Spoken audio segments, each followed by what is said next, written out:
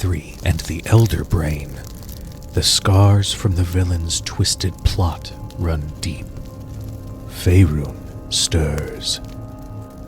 As the world recovers, a new threat will arise that could plunge the world into chaos. Oh, I'm back again. Let us see what mischief I can get up to now. Here's your lesson for the day. One can't truly teach if they are not willing to learn. Death isn't something you need to be afraid of. It's simply a new path to walk. You wanna burn old Marcus? Well, mon frere, I was born a little foe. Me, the fire keep me warm, baby. If you wanna burn me, you best try harder than that. This world will be mine.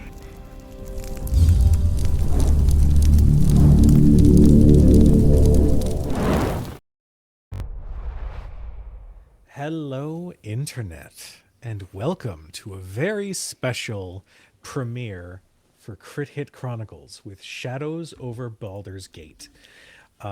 We are so excited to play this. We've been talking about doing this for months, and now we're finally doing it. It's so exciting. Couple quick announcements. As you saw on the previous page, we have a merch store. If you support the merch store, you support the channel, and it would go towards some pretty awesome things. Regardless, we love you. Also, as an official announcement, Crit Hit Chronicles is now sponsored by Modern Artifice.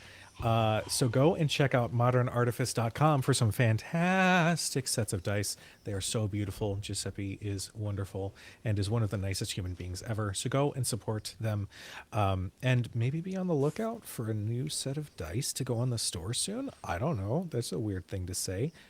But before we begin, we have a wonderful, wonderful cast that we have to introduce. So I'm going to throw it to our wonderful cast. Please introduce yourselves. Hi, I'm Lauren Urban, and tonight I'm going to be playing the Dragonborn Ranger Udazash. What are your pronouns?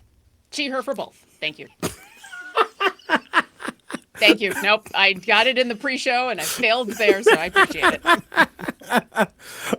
Hey, what's up? My name's Omega Jones, also known as Crown, and my pronouns are he and they, and I'll be playing Gideon Hallowell, whose pronouns are he and him, who is a bard of some sort.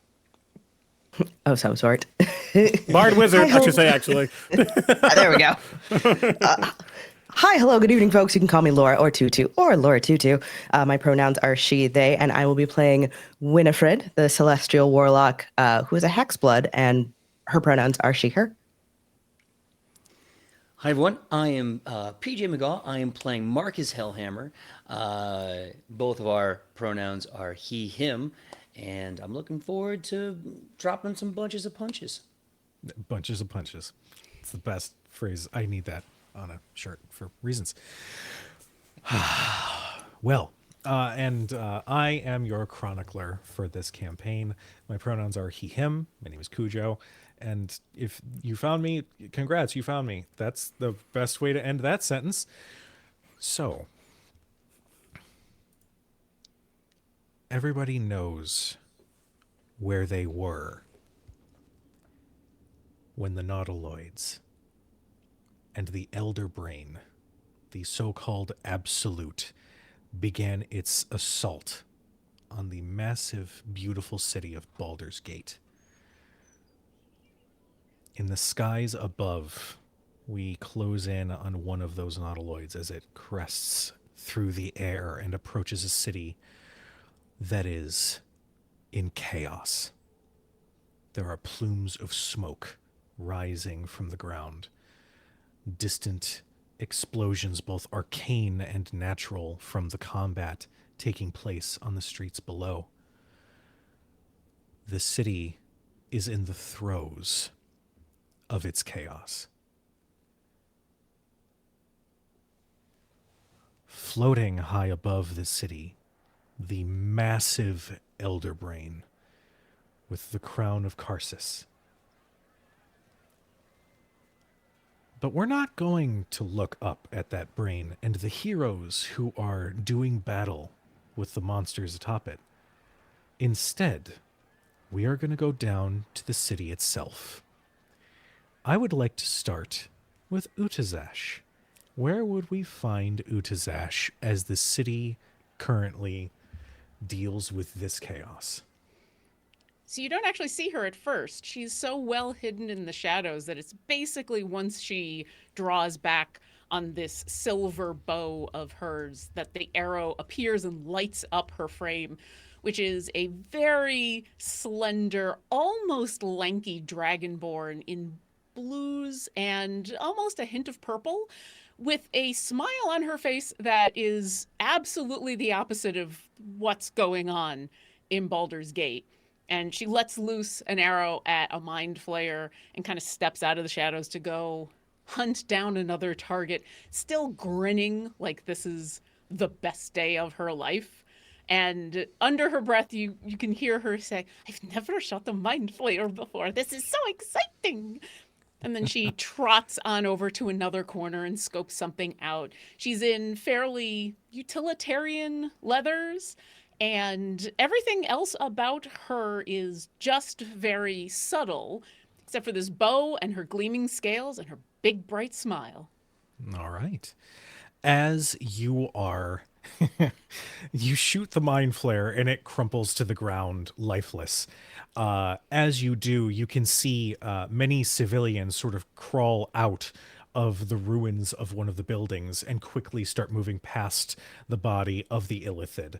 One of which is an earth ganassi with crystals sort of forming their hair, sort of bluish, that sort of shock back with hard features.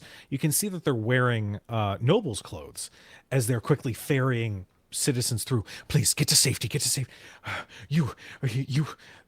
Your aim is impeccable. Might we enlist your services to get towards the center of the city? I'm doing that now. Wonderful. Please come this way. And he leads you along with the other citizens through the winding city streets. And she'll follow and then just kind of offhandedly say, "I'll ask you for payment later. We're kind of in the middle of things, sure." Yeah, oh, of course. I will make sure that your payment is handsomely rewarded. I have many coffers and whatnot. He's like, yeah, totally get it. I know how this works. As he is ferrying more and more people. It is chaos. You are seeing some people turning into more Illithid. You're seeing others still mentally dominated who are turning their swords against their friends. But your group continues to move through the streets as eventually we come to Marcus. Marcus, where would we find you in the city? If I may be allowed to tell a tale to me, I want to tell a little story. I'm in a tattoo parlor, one that I put together with my hands, put this whole thing together. But the back door, I'm shooing folk out, telling them to go as the roof just falling off the damn place. And coming from the front, a bunch of these feral little brain suckers. I don't like them, I make sure that little string is tied up on the wall there, just go all around, attached to different things hidden. And once I know everyone's out the back, I grab my things, and I slide as fast as I can past them, close the door behind me. But just before I close the door, I look at my tattoo shop one last time, and I cast thaumaturgy with a snap of my fingers, Now, as that spell works, as I'm sure y'all know, close the door, and it lights candles.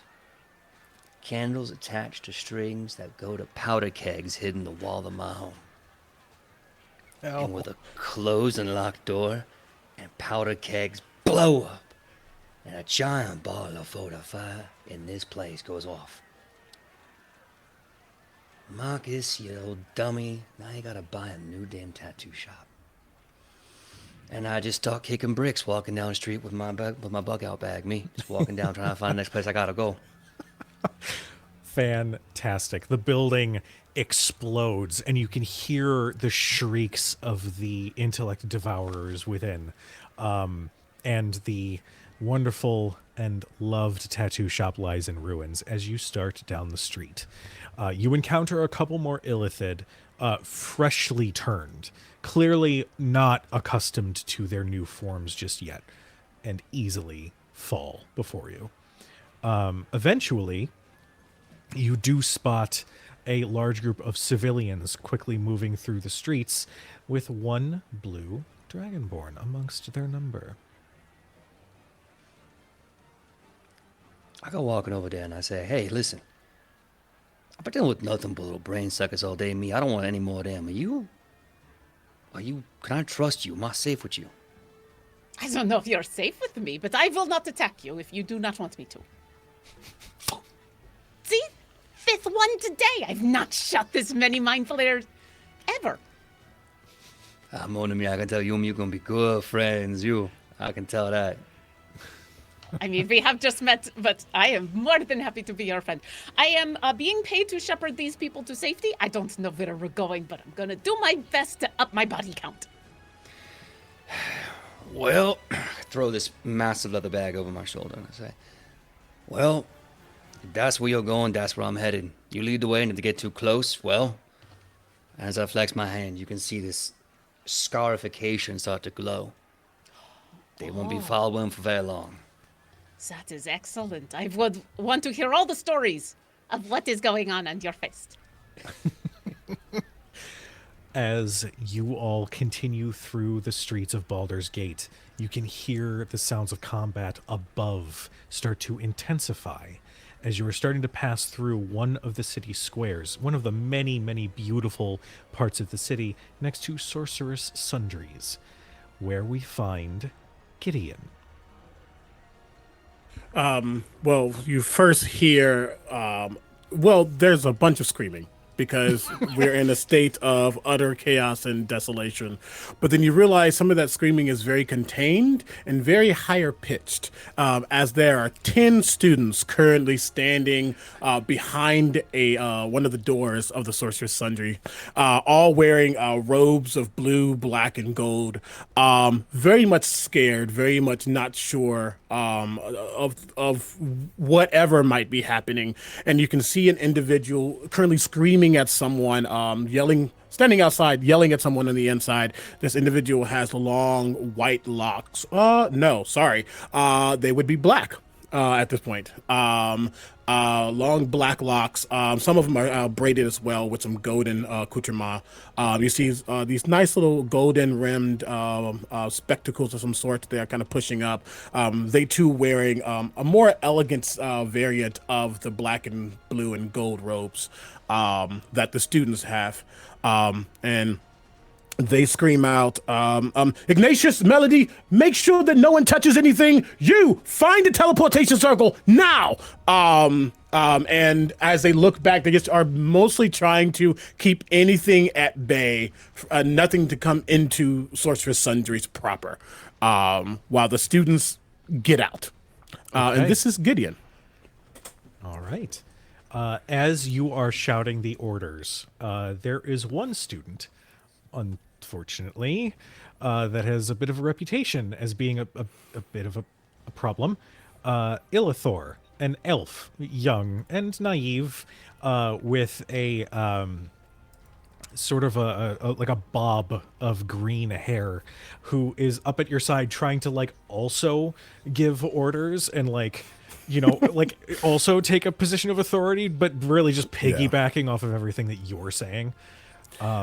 And they look at Illithor and they know Illithor is a little shit, but there's a lot of potential in Illithor. And they say, you're one of my brightest of my somatic class.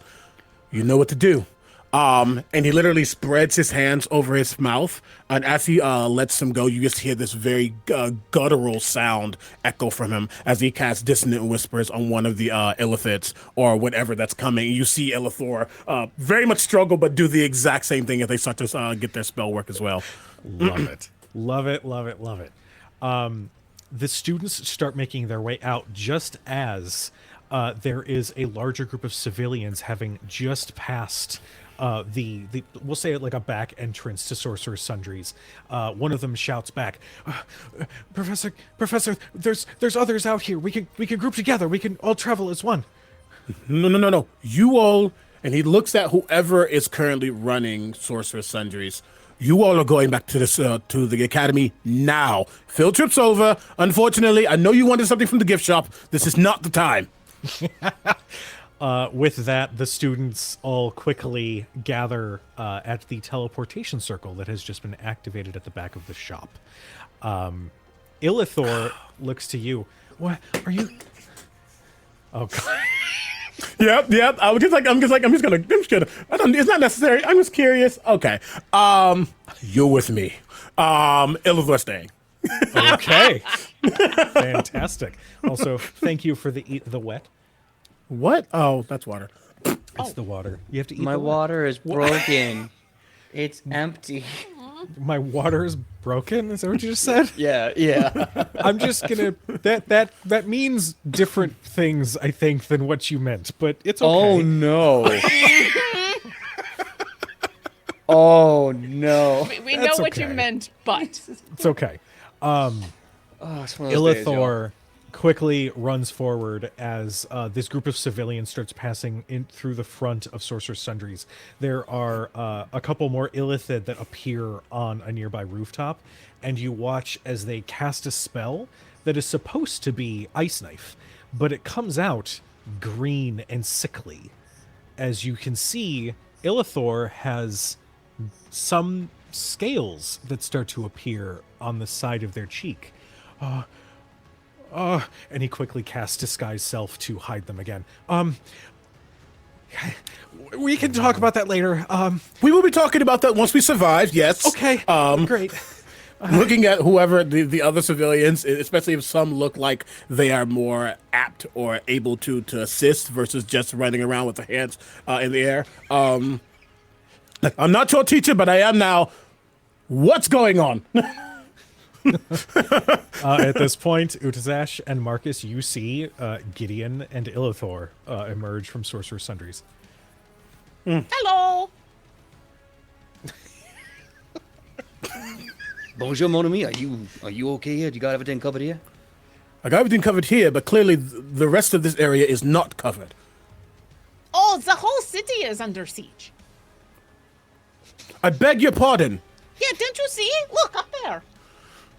Yeah. Okay. This whole place is crumbling, Kalmar. We gotta get out while the getting is good. Just gonna look at Illithor. You're staying next to me. Okay. And yeah, I guess with this group, he's gonna try to at least protect the area. Okay. But As you all are moving, the Earth Ganassi that I mentioned earlier says, I believe they reclaimed the Flaming Fist. They're mounting some sort of defense. We should be able to hold up there until whatever happens, I suppose. As you are... that. Oh, go ahead. No, nothing. He just what exactly is that? And he just keeps going. As you all are traveling together, we are now going to come to Winifred. Where do we find dear little Winnie? Oh, running, definitely running. I wasn't prepared for this at all, to be fair. I just sort of go where I'm told. But my running has a purpose because where there is battle, there are injuries, and injured need people to tend to them. So I'm trying to shepherd those who are able to get away to some semblance of safety. There was a house in one of the squares that was acting as a medical center at one point. But as I'm moving, my skirts are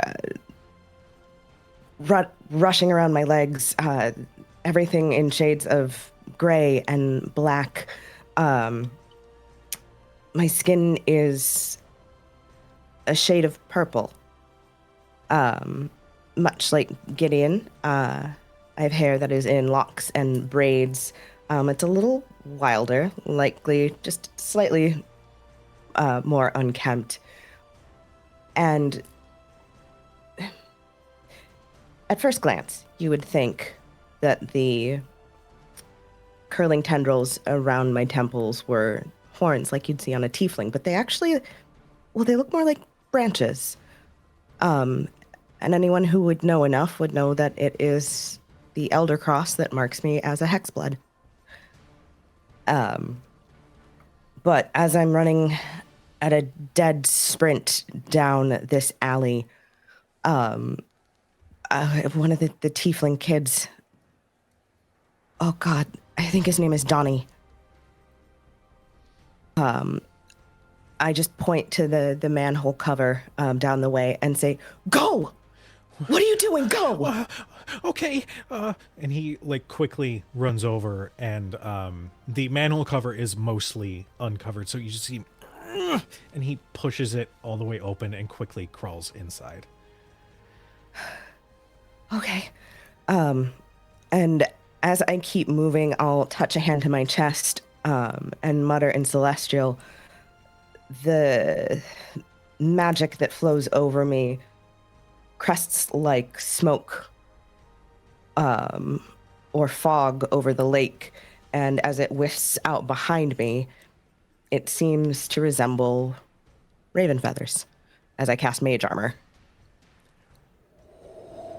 This energy sort of hovers around you. It doesn't like literally represent armor, but there's just this lingering veil of dark energy that sort of emits around you.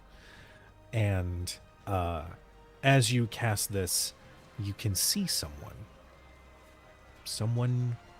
a little off-putting, but someone that you can identify purely by their presence. This time they appear as an elderly woman, sort of a small hunch with a warm look on their face. And they smile. You're doing great. Keep the faith, and we will see the end of this. And they gesture down one street, almost expecting you to investigate. Of course, champion. And because speed is of the utmost, I will take the broom of flying off my back, Yeah. hop on, and Oh, so good. down the street. All right. You zoom down the street just as you see a rather large group of civilians struggling to make their way through the streets with all sorts of debris and fallen buildings in their way. There are some warriors among them, but there are also occultists on the roofs of the nearby buildings that are trying to harry these civilians with spells. What do you do to assist? Up we go, I suppose. All right. So the trajectory of the broom, this group sees this rather small young woman with purplish skin, dark hair, bits and baubles on her belt. The cloak of her hood is down around her shoulders, and she sort of skirts around the corner and up towards the rooftops. And as I pass the first cultist, I just point a finger, and this glimmering purple-black energy twists and accumulates, and Eldritch Blast. Nice. Yeah, you all see just this energy emit from her fingers and hit one of the cultists square in the chest. They fall back, lose their balance, and like tumble off of the edge. Wilhelm of the scream. Yeah. That is a thing on Sirenscape, but it's fine. But you see this individual continue to float on a broom above you. we'll say at this point, the cultists that are on those rooftops have been dealt with, leaving just those civilians continuing to try to travel through. Winifred, do you make your way down to ground level to join them? Yes. Does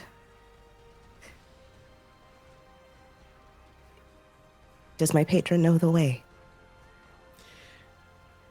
I will say that mage armor energy that sort of manifests sometimes as a little bit of smoke, other times as a raven feather. One of those little ethereal raven feathers like gets carried on the wind away from you and leads down the street and to the right, just as the group starts to move left.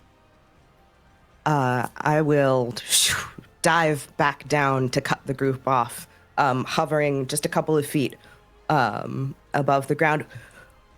Wait. It's not safe that way. Follow me, please. A huge tower collapses right along the street where you all would have walked just moments before Winifred showed up. I would like to follow the lady on the broom. That's quite Quickly. the divining you have. I notice things. Can see that. Make sure Elithor is right next to him. I imagine you've like got them by the collar and like lifted up like they're in trouble at an amusement park. Yep. You are the Scruffed baby like a leash. puppy. Come here. Yeah. All right. You all make your way towards the Flaming Fist.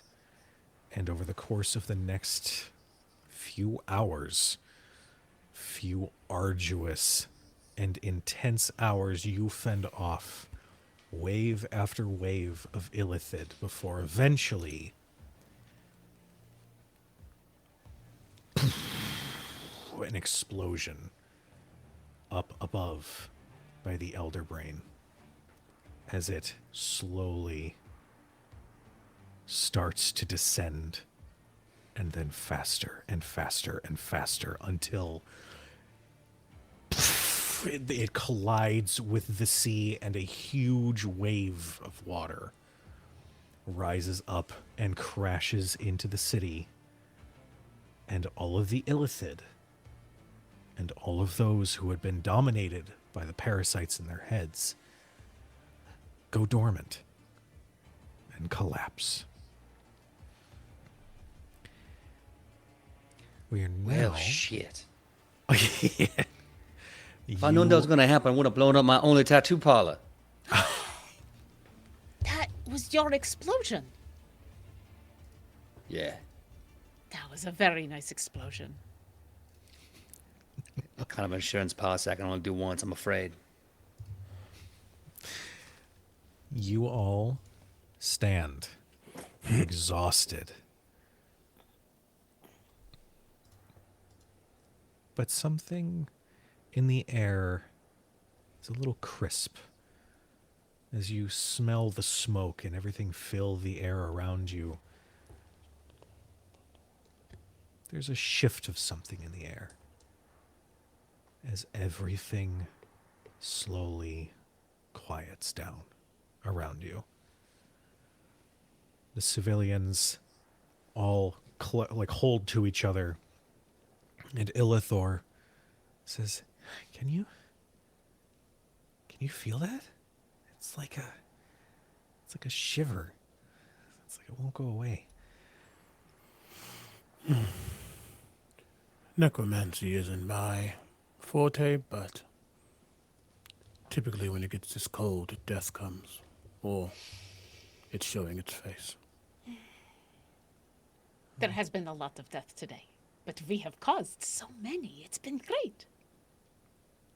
That's a weird sentence, but okay, Illithor says. But have you not wanted to cause the death of all of the mind flayer thingies? Well, Should be no joy in that. Killing people, making death, there ain't no happiness there. Believe me. blood on your hands just stains the clothes. Ain't no reason to have bloody clothes. Well, that's why I have friends who can wash things. Respectfully. You don't know metaphor, do you? Sometimes. Sorry, you were being respectful. What? Respectfully, you three are kind. Actually give another nod to Winifred being the one to lead them in this direction. But I have students to tend to, and most likely angry parents. And unless something is stopping him, unless there's a feeling that gets him to stay, he's gonna make his way back to source. He's gonna start, with him and Ilthor, start making their way back because he got to go back home. Okay. Perfectly fine.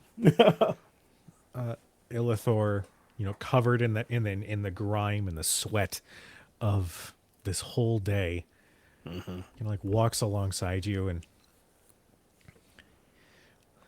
that was kind of fun. It's not what I ever expected, considering I'm not even a teacher that's meant for physical violence and such. But it proves that the Black Staff is doing what it's supposed to do.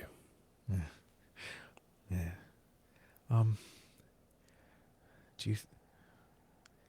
Do you think that we're gonna have one of these things show up at home?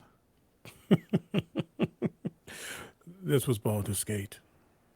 Come to Waterdeep and find out. Okay. You two continue on towards your destination.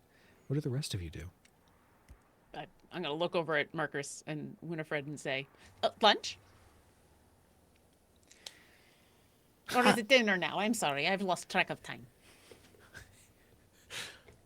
I should tend to any injured that are still in the area, but thank you. Are either of you injured? I don't think so, no. I don't I'm think just they going touched me to- once. You are very fast. That was very impressive. Thank you. I'm Winifred.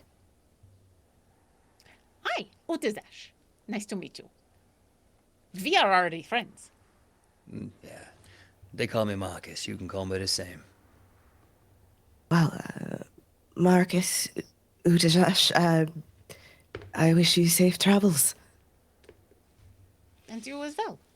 And I'll turn, tying my hair up, taking a small herbalism kit from my side, and I'll go deeper into the barracks to help any of the medics get people back on their feet. All right. Winifred, you do encounter many grievously wounded. Some with the evidence of a mind flare attempting to do its thing. But you administer care for those who can accept it. And you are there for the ones that you can't.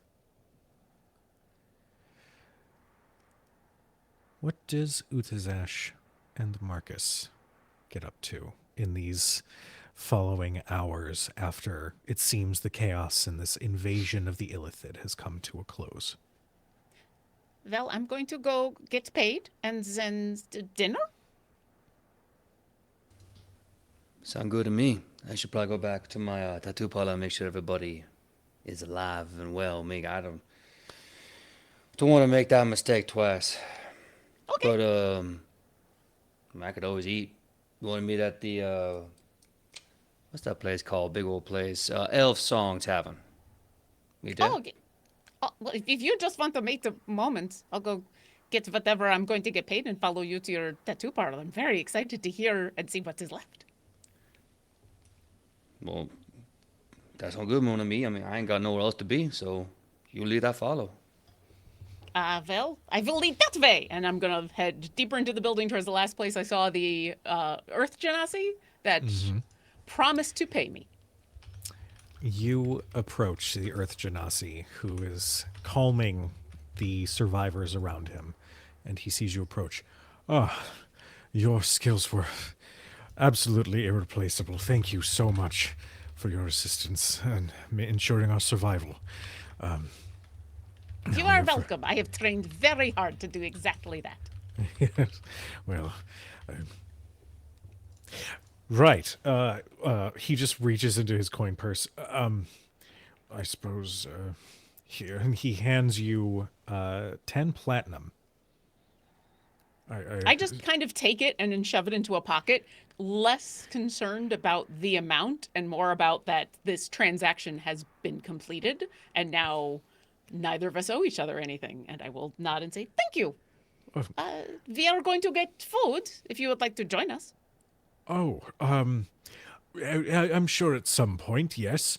I should make sure everybody is safe and whatnot.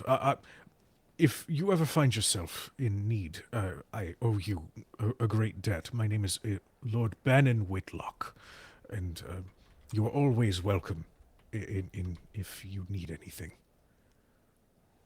Well, thank you. It's not often that the Lord just leaves a debt open like that. Are you sure? I know around here that is different, so I do not want to take advantage. Oh no! Of course, you've saved the citizens of Baldur's Gate on the ground. These people would not be breathing if not for your intervention. Please, I know. whatever it is that you would require, you have my full support. Well, for now, I think this is all, but I will keep that in mind. Oh, and this is my friend Marcus, and he also helped. Oh, yes, you were the one with the glowing scar tissue of some sort. Impressive fighting. All right. Thank you. That means a lot to old Marcus. I do what I do. I do what I can. Thank you. Of course. Well, yes, the same for you and the others. I know that they sort of meandered off rather quickly, but anybody who has taken up arms to defend this city will have my full support. Thank you. And he eventually shifts to go take care of the people who are, not doing so hot. But it's at this point that we're going to fast forward 1 year after the events of this day. We are going to start with Gideon. Where do we find Gideon 1 year after the invasion of the Dead Three and the Elder Brain? Excuse me. We will see Gideon. I think, as the camera kind of pans out into this ether, it'll kind of go through wind and sky and kind of settle northward from Baldur's Gate in the town of Waterdeep. And this camera, again, this proverbial type of lens, would fly through to a very vast, ornate tower mixed with almost castle-like elements. Very dark, kind of separated from some of the city proper. And as it kind of flies through one of the windows, you would see a group of 12 students, probably 4 to a row. I would say 24 students, 4 to a row, 2 rows, 2 lines, 3 rows, rows. You really fixated on the math there. That was Yes, fantastic. I did. And you would see an individual currently finishing up a lesson. And it's the individual we saw before, but you would see now that their hair is stark white. Their skin is pristine. Not like perfect, but like it looked good. Black don't crack. And their eyes have a slight glint to them almost. And as they're finishing up, they say, at the end of the day, this world is going to tell you how to be what you want to be. It's going to tell you that you need to sing. It's going to tell you that you need to dance, that you need to be as ecstatic and eccentric as the performance that you see day to day. But the truth of the matter is, to be a bard, it just means you need to tell a story. So what story will you tell today? Do not forget that you have homework on the history of bardic tales. You will be quizzed upon this when you get in tomorrow morning. Please do not be late. If you are, while I will not reprimand you immediately, it will affect your grade. Thank you. Have a good day. I imagine as you start driving into that, like the post-class announcements, everyone's like, totally, as they're like quickly trying to get to the door so they can say that they didn't hear it. Absolutely. And as the last student leaves, you see him just kind of give a small wave, and then he'll just sit back in the chair, just, okay. Oh, who said that bards have to seduce dragons? That's not a thing. I would not want to do. Okay, whatever. Whew. What is next? And you see he like goes through his own little journal, or some kind of booklet, and you can tell that he has some kind of schedule in there. And he's just starting to go over some fine tunings. As you are flipping through the pages of your schedule, and coming to your lessons for the day, there is this little glimmer of gold that sort of manifests on the page as some temporary ink sort of points at one of your lesson plans. And it just reads, I remember this lesson. Just gonna pause.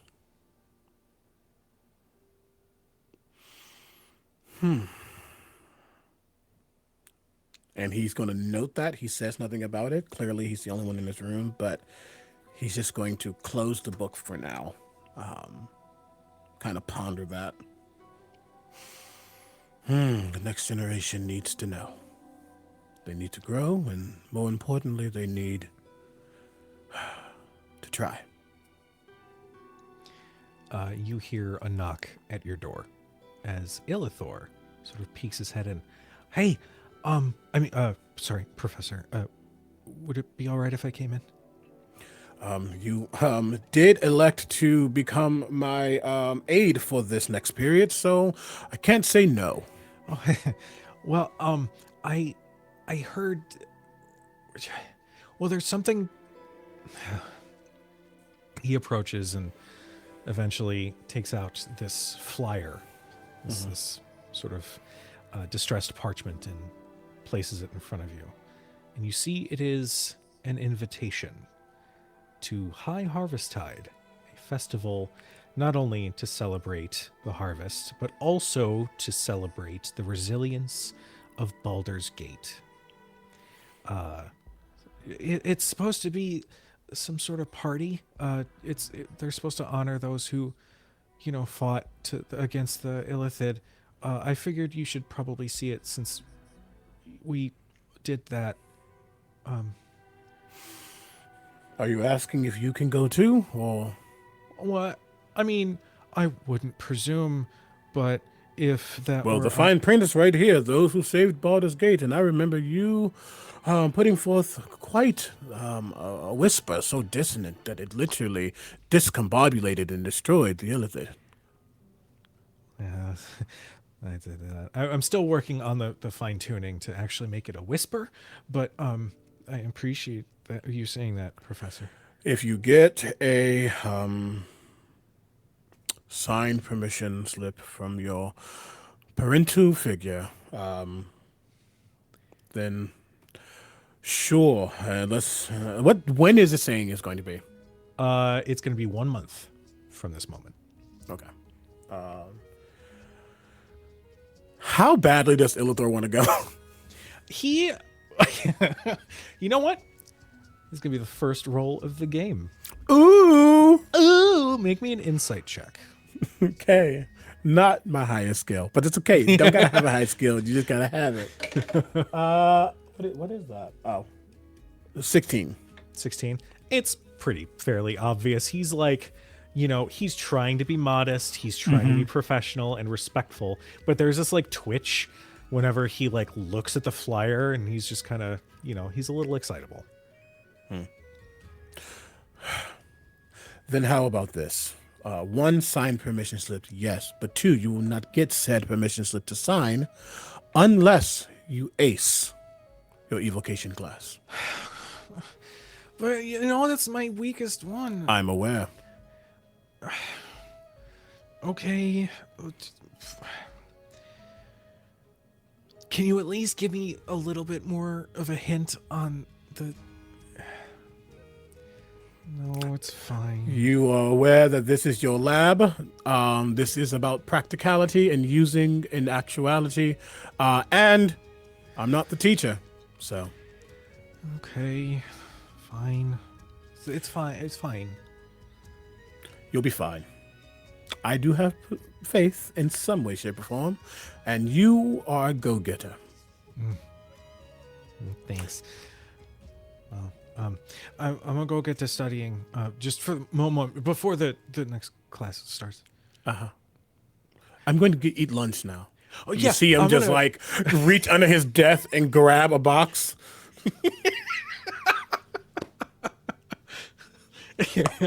It is Fantasy Panda Express. Nice prop work. I appreciate it. Yes. All right. We are now going to shift gears to Utazash. Where do we find Utazash 1 year after the attack on Baldur's Gate? So I think you find her re-entering Baldur's Gate after having been out in the wilds for a little while, trying to finally actually do the job that she came here, that she was sent here to do. She got very distracted for a very long time, and Marcus, if you are okay with this, as far as Utazash is concerned, you said that we were going to be fast friends, so we are friends. And she like has hung out and like helped you if you were going to rebuild the tattoo shop, and is just like there all of a sudden, and then gone sometimes, and then there, but like is just treating you like you've been friends for decades. And yeah, she was very distracted in Baldur's Gate after the whole attack by everything that was going on, and then let herself continue to be distracted, and then finally was like, I should go do the thing I'm supposed to do. And so she spent a little bit of time out in the forest trying to see what happened to some shadowy lands that had been going on. The reason that she'd been actually sent to Baldur's Gate.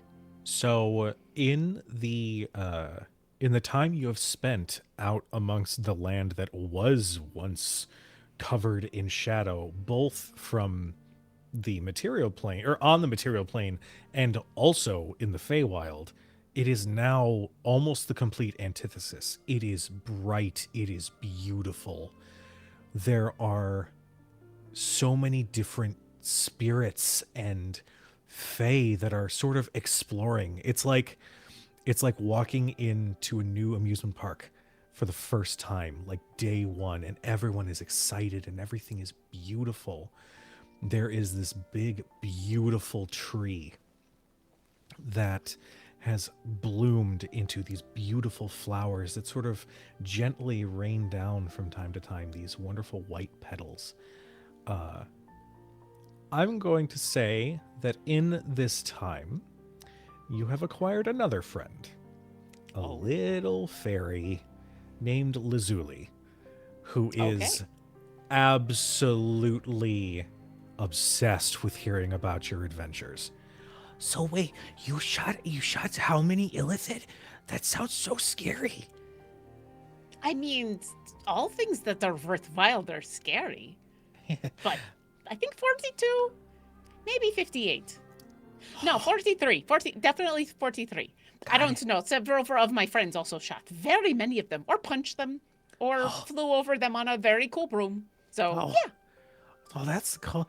I don't know what any of those numbers mean, but that sounds really cool. The broom part, there's somebody that rode a broom? Yeah, she was very, very cool. And then went off to go save people who we were not able to save. Well, maybe she saved them. I don't know. We went off to go eat. Oh, what kind of food did you eat? And they're just like machine gun questions, like about everything. If you'll allow, I'm going to say the reason that they've become connected? Is this seeing a fairy in this area? I think Udazash would have started to examine whether has this place now gone the other way, and it was these Shadow Curse lands, and now is the Feywild really seeping in here? And so the first Fey creature she saw, she was just like, "Hey, so what's going on around here?" And then like that's it. They've love it. been inseparable ever since, whether she wants it or not, and she thinks it's okay. I will also give you, given that you spent a little bit of time here, you get information on a certain druid who was solely responsible. Halsin of the Emerald Grove, along with several heroes, had come and restored this land to its former glory after restoring the spirit of these lands. In the time that followed the attack on Baldur's Gate, Halsin passed through for a while, but it was sort of like gossiped about amongst some of the Fae that had passed through. Halsin looked sad as he passed through to head back towards his grove. And when asked, he merely would say that the light of his heart was no longer on the material plane. Oh. Okay, so you think this person died? I don't know. I mean, maybe that's the term, or maybe they're literally just not on the material plane. Maybe they're somewhere else.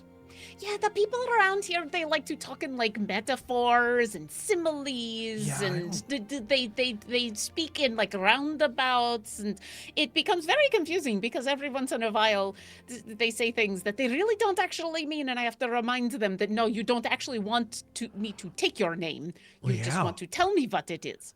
Right. And even then, like, who gives out their full name? I mean, that's just You dangerous. would be surprised how many do. Really? Yeah, here they do, because there's not, they don't know. They don't understand. Anyway, so yeah, when they've passed through, they're not on material plane. Yeah, no one will tell, like, is that dead? Is dead, or it's on another plane, or somewhere else? Like, those are very different things. Yeah. Well, do you think, if you go back there, do you think I could come with you? You mean to Baldur's Gate?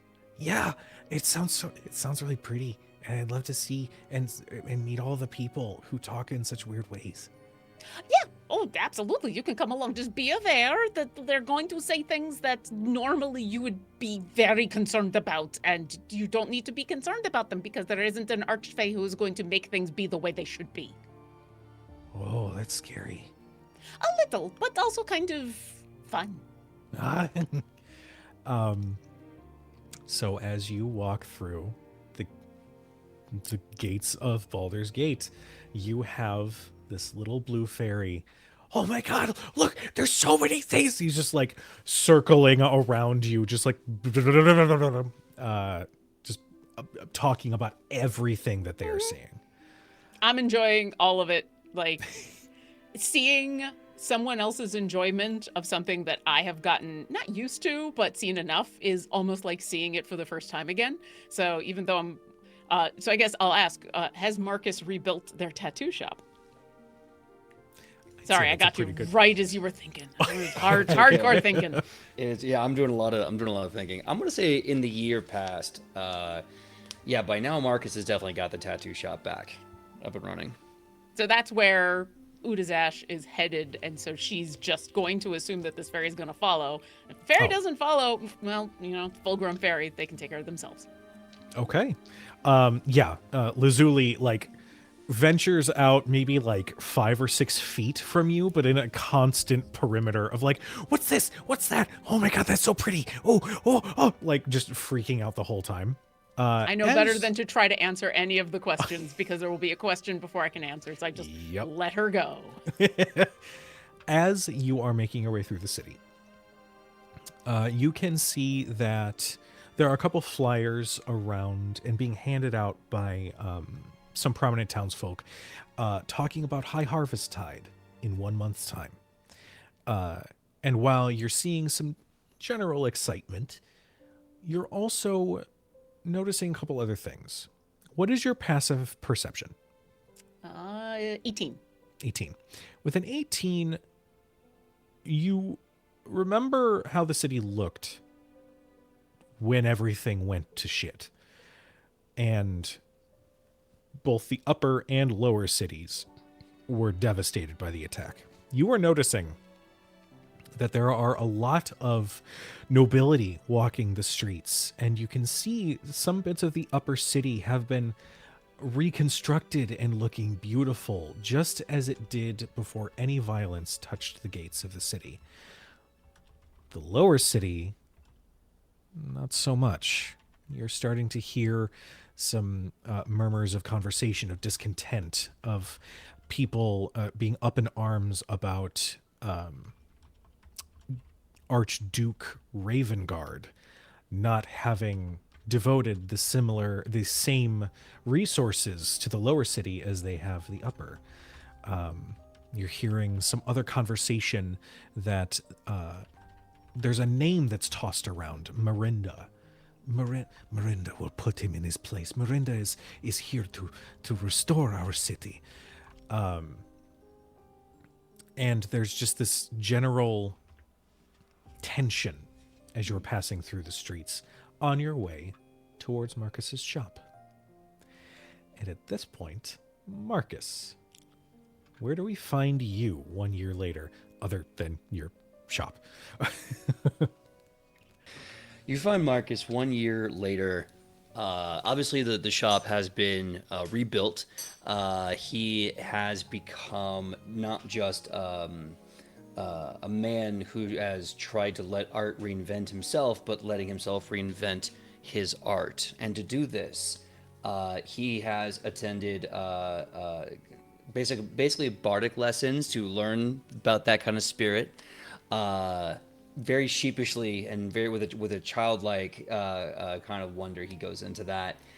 He also tries to and has been trying to make connections with every bookseller and librarian of the occult, because he wants to get specifically. And what little he's able to purchase of these, he will always keep massive tomes with more, shall we say, secretive knowledge about the beings that live in Avernus and the 9 depths below, as he's been just poring over these books. He's still Marcus, so he will still, after a good week of work, go to a bar, have a few drinks, dance with a few ladies, maybe some men, who knows, throw some blows at some drunks who get a little too touchy-feely, and just kind of living day to day. It's kind of what he seems to be in this cycle of, taking it one day at a time. I'll say, before this day where Utazash visits the shop, it is one particular evening at the bar, and the usual suspects are there. Would you go to Elf Song, or would you find a little seedier establishment?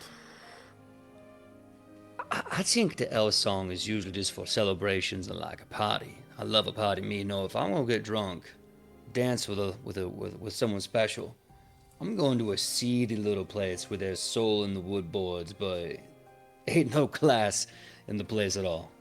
Okay. The Blushing Mermaid. Yeah, I'm I'm hanging out with the sailors. Absolutely hanging out with the sailors. Okay.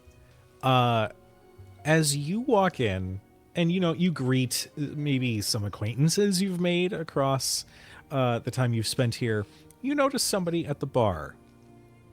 Somebody very eye-catching.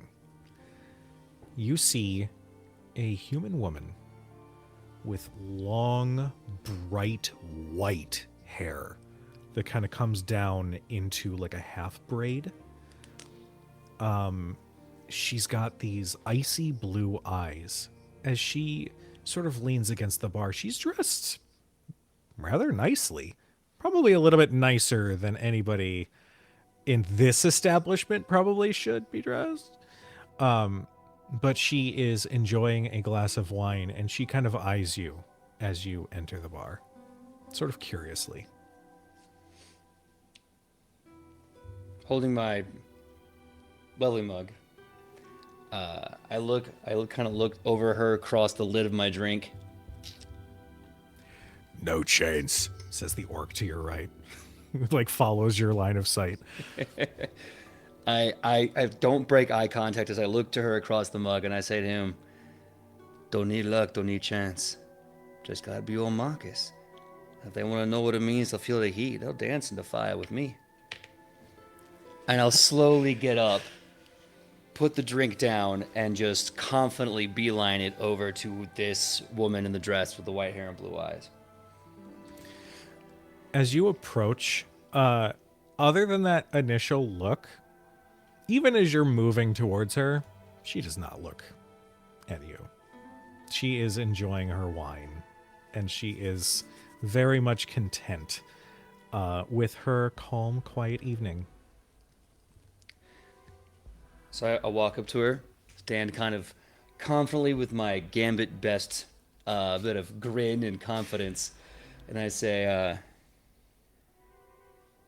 "Do you want to keep staring, or do you want old Marcus to paint you a picture? Because either way, it's going to look very pretty on you." Oh dear. Well, this is exactly what I was looking for this evening. A line, she says as she sips her wine. Resetting, trying again. Marcus. It's like a physical reset. Yeah, like a half step back, step back again. He goes, "That's on me. That's on me. Sorry, sometimes I the fire always burn, right? Let me start over. Bonjour, mon ami. My name is Marcus. I'm the tattoo parlor down the way. I got good money, me, but really, I'm just a good man trying to find some good company. Chat some more. And I just want to know what you want. Because you were staring off me awfully pretty over there. So how can I help you? What's your name?" Make a persuasion check. Am I good at these? That is a face you just made. It is, maybe old Marcus might need some luck after all. Me, because that's a 13. Okay. Funny you mention that. Luck. For those watching, we're going to be doing a little bit of kit bashing for this campaign. For those who are familiar with the luck system of the Tales of the Valiant, we are going to be including that here. I'm going to say that every party member starts with 2 luck. They can be used 1 for 1 to bonus your roll. As a bonus to your roll, I can talk. If you use 2 luck, you can re-roll. If you use 3, well, we'll get to that later. But you do have 2 luck. So I leave it up to you. Okay. You know, what is a person without confidence? And what is confidence without validation? So I'm re-rolling. Oh, no. Was it even lower? It was a 2 Oh. on a die dear. face. Total of 3. Shit, I'll take the 13. Well, when we use luck, do we keep the new roll? Oh, that's a good rule. GM fiat on that. You know what? Make him suffer. Foot and mouth. Let's do it. Foot and mouth, me. I'm going to say you have to keep the new roll. All right. Okay, cool. Open mouth, insert foot. She says, you know, I have to respect tenacity. And she says as she fully turns and faces you, and she's got a little smirk. She says, you asked my name. And I would give it if I didn't have any standards. She finishes her wine, places it on the bar, and then Laura just full on left. And she turns after finishing her wine and she says, It's a good try, though. And she walks past you towards the exit.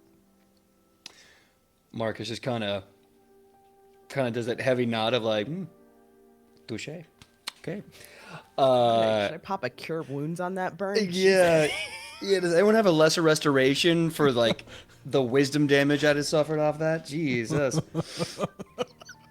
Oh my God. Okay. Free, my friend. I love you. No. Hey, look, trust me. If I came out the gate like James Bond, this would not be fun. So That's we fair. grow. We grow. We learn, we grow. We learn, we grow. So Marcus just kind of stops. He goes, he buys another round, goes to meet the orc, and he goes, I didn't know Marcus was a pretty picture. She just wanted to look. She didn't want to know the title of the piece. It's weird how that sounds. I mean, I could have swore she cooked your ass. Like a dog, she cooked my ass. My ass, me, Kind nice. of like, he gives you a little bit of a shoulder check, and but eventually, I assume you do head back towards your tattoo parlor, where your friend Utazash is approaching. Yeah. Few drinks in, so I'm singing some songs. Just loud, obnoxious songs, tavern style. Get there, open up. Hi. Who don't let the cat in here? How you doing? No, I told you, dragonborn, not cat. Yeah, well, you go in. I like a cat. Every time I look around, there you are. There you ain't. Me, I'm trying to figure you out. Oh, How I you just doing? tell you, I come when I come, and I leave when I leave. But it's good to see you. Good to see you too. Good to have you here. You. He had wine. You see Lazuli hovering very close to Utazash's ear, and they're like, Oh, I did not know we were drinking. Hold on. And Uzash is going to reach deep into her coat, which has bigger pockets than you would think, and pulls out a jug with a whole bunch of stoppers on it, and is going to go on one of the stoppers and go, Vine, you said? Not usually my drink, but wine! And then is immediately going to just start chugging wine out of the alchemy jug to try to catch up. It's like it's just basic wine. You know, I usually get the beer or the mayonnaise, but here.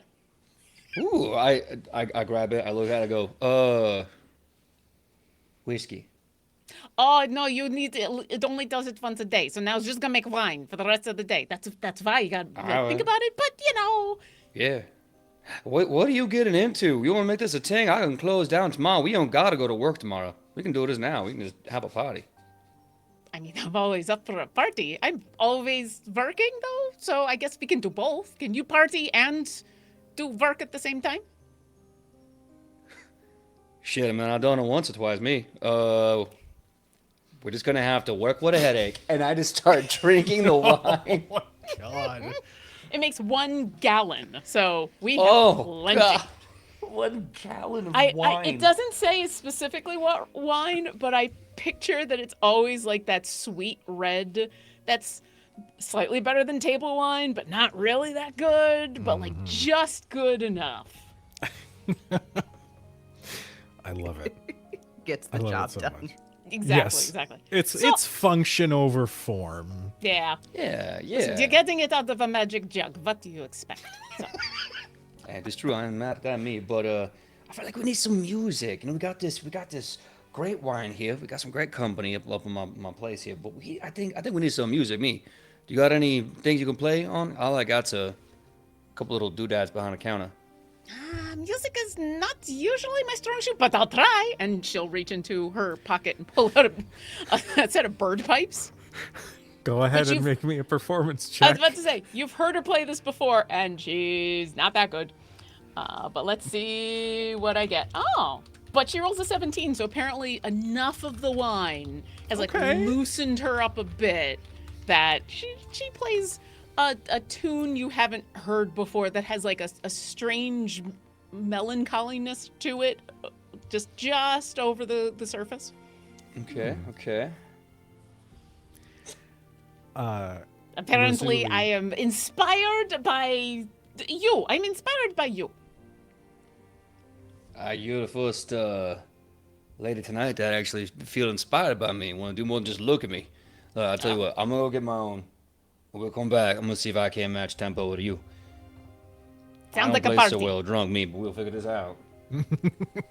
He starts scrounging around. I'm gonna leave this up to y'all. What instrument does he pull out? I mean, I want to go. All right, he's a fists guy, so I want to go like drums or I'm something. about to say or he has a go- drum. He has like a hand drum. Yeah. Okay, hand drum it is. Yeah, I pull out a hand drum, kind of tuck it under, and I just start kind of giving it like a nice beat, like a nice simple beat. I'm probably gonna start getting a little carried away once the spirit, of the wine hits me. Is Lazuli? Does she play an instrument? Does she sing? Well, I'm gonna say that she sings. Whether or Okay. not she sings well, that is another question. So let's find out, shall we? Yeah. Fight to get my d20 out of the thingy. Okay, different d20 for the moment.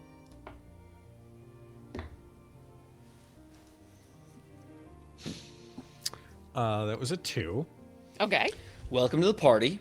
Yeah. As you both start playing and partying, you hear this shrill voice come out of Lazuli, and it fills the room, and it's a little ear piercing, and it overpowers the melody, but she does sing along. I think I stop as soon as it starts. Are you in pain? Oh, no, I was singing. Is your I w- singing hard? What? Maybe. I've been told by my parents that my singing is angelic. For your parents celestials?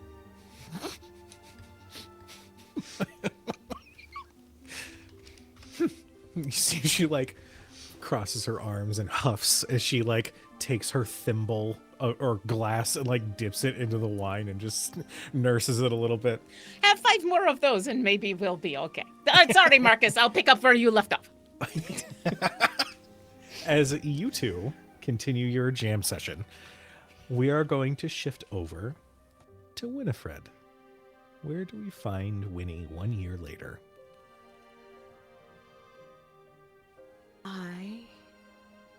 I don't think it's quite time for me to move on yet. At least not by my patron's reckoning. There's still people that need help. Especially, as you said, storyteller in the lower city. Mm-hmm. So I think that's where I'll be. I've managed to find rooms for relatively cheap, but I've slept in worse. And I have been here peddling my wares, selling the potions that I make from my herbalism kit, offering healing to those who need it, and comfort for those who are beyond healing. Okay. As you are mid-conversation with somebody about a particular potion,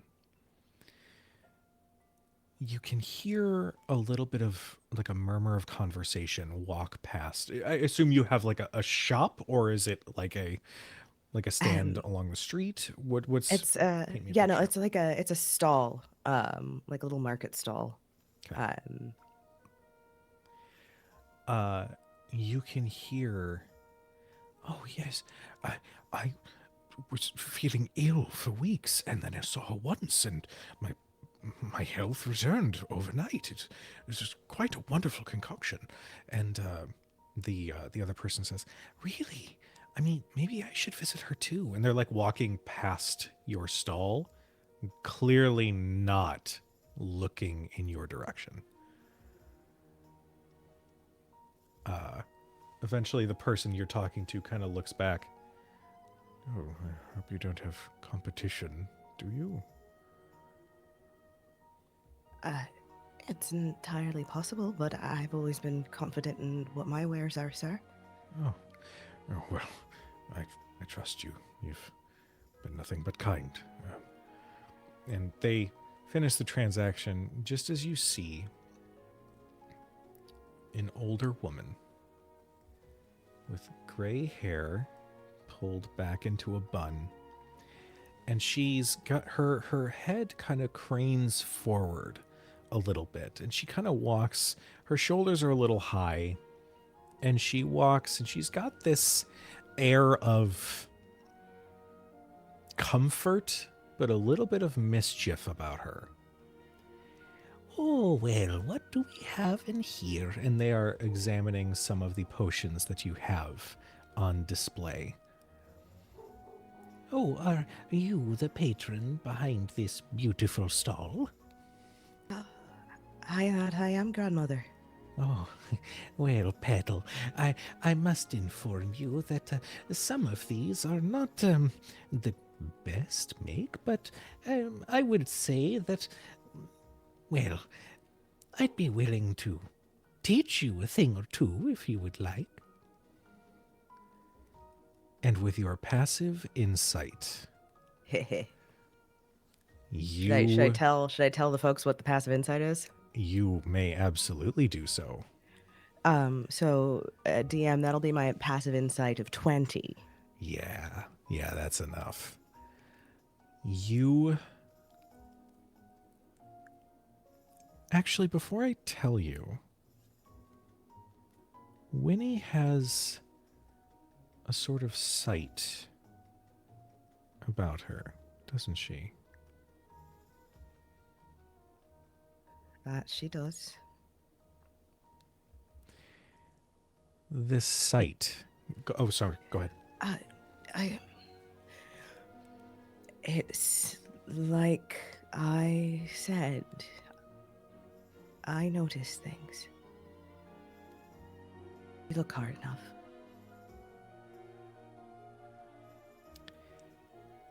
You look at this old woman,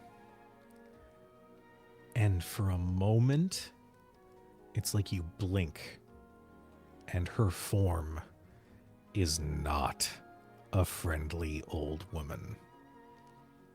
It looks vaguely familiar as a hag before you blink, and she sort of stands in front of you holding one of the potions. Oh, well, I wasn't expecting someone to see me so clearly so soon. And she sets the bottle down. It is taking quite literally every ounce of willpower in my body not to scream and run.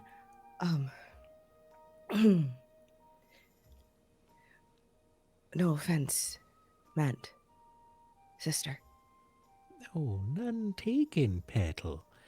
I'm just meeting the new potion maker on the street. And how funny I could run into you.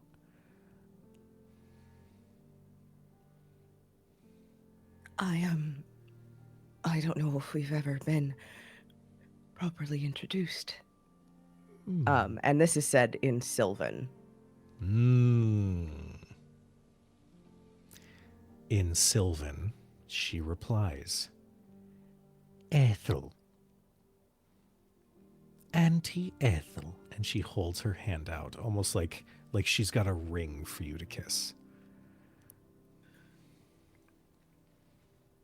I'll swallow, but I will take the extended hand and sort of, without taking my eyes off of her, nod. They call me Winifred. Oh, a pleasure.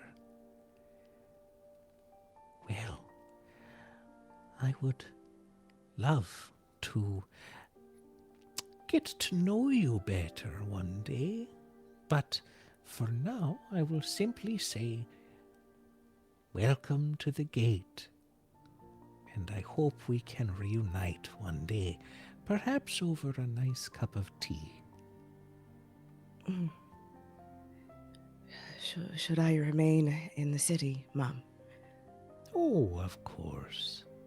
Of course, Petal. Your presence is most welcome here in these streets. And I need you to make a wisdom saving throw. Ah!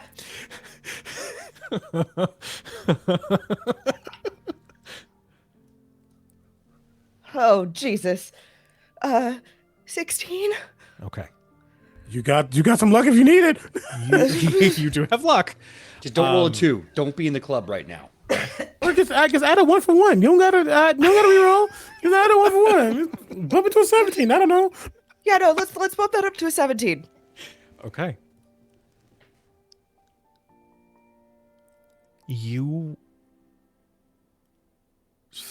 It's a strange sensation.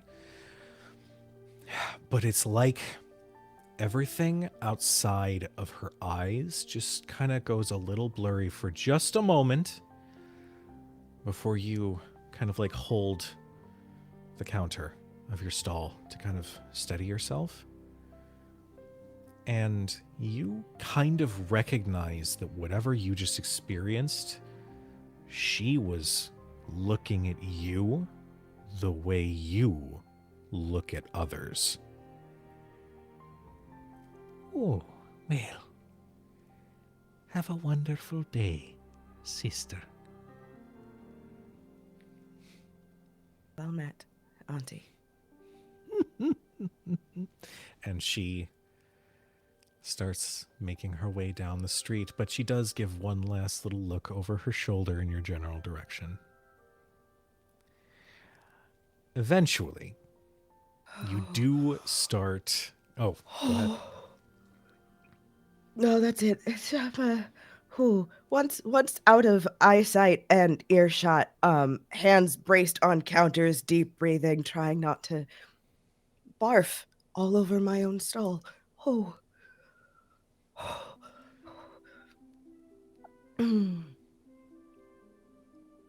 You were saying, DM.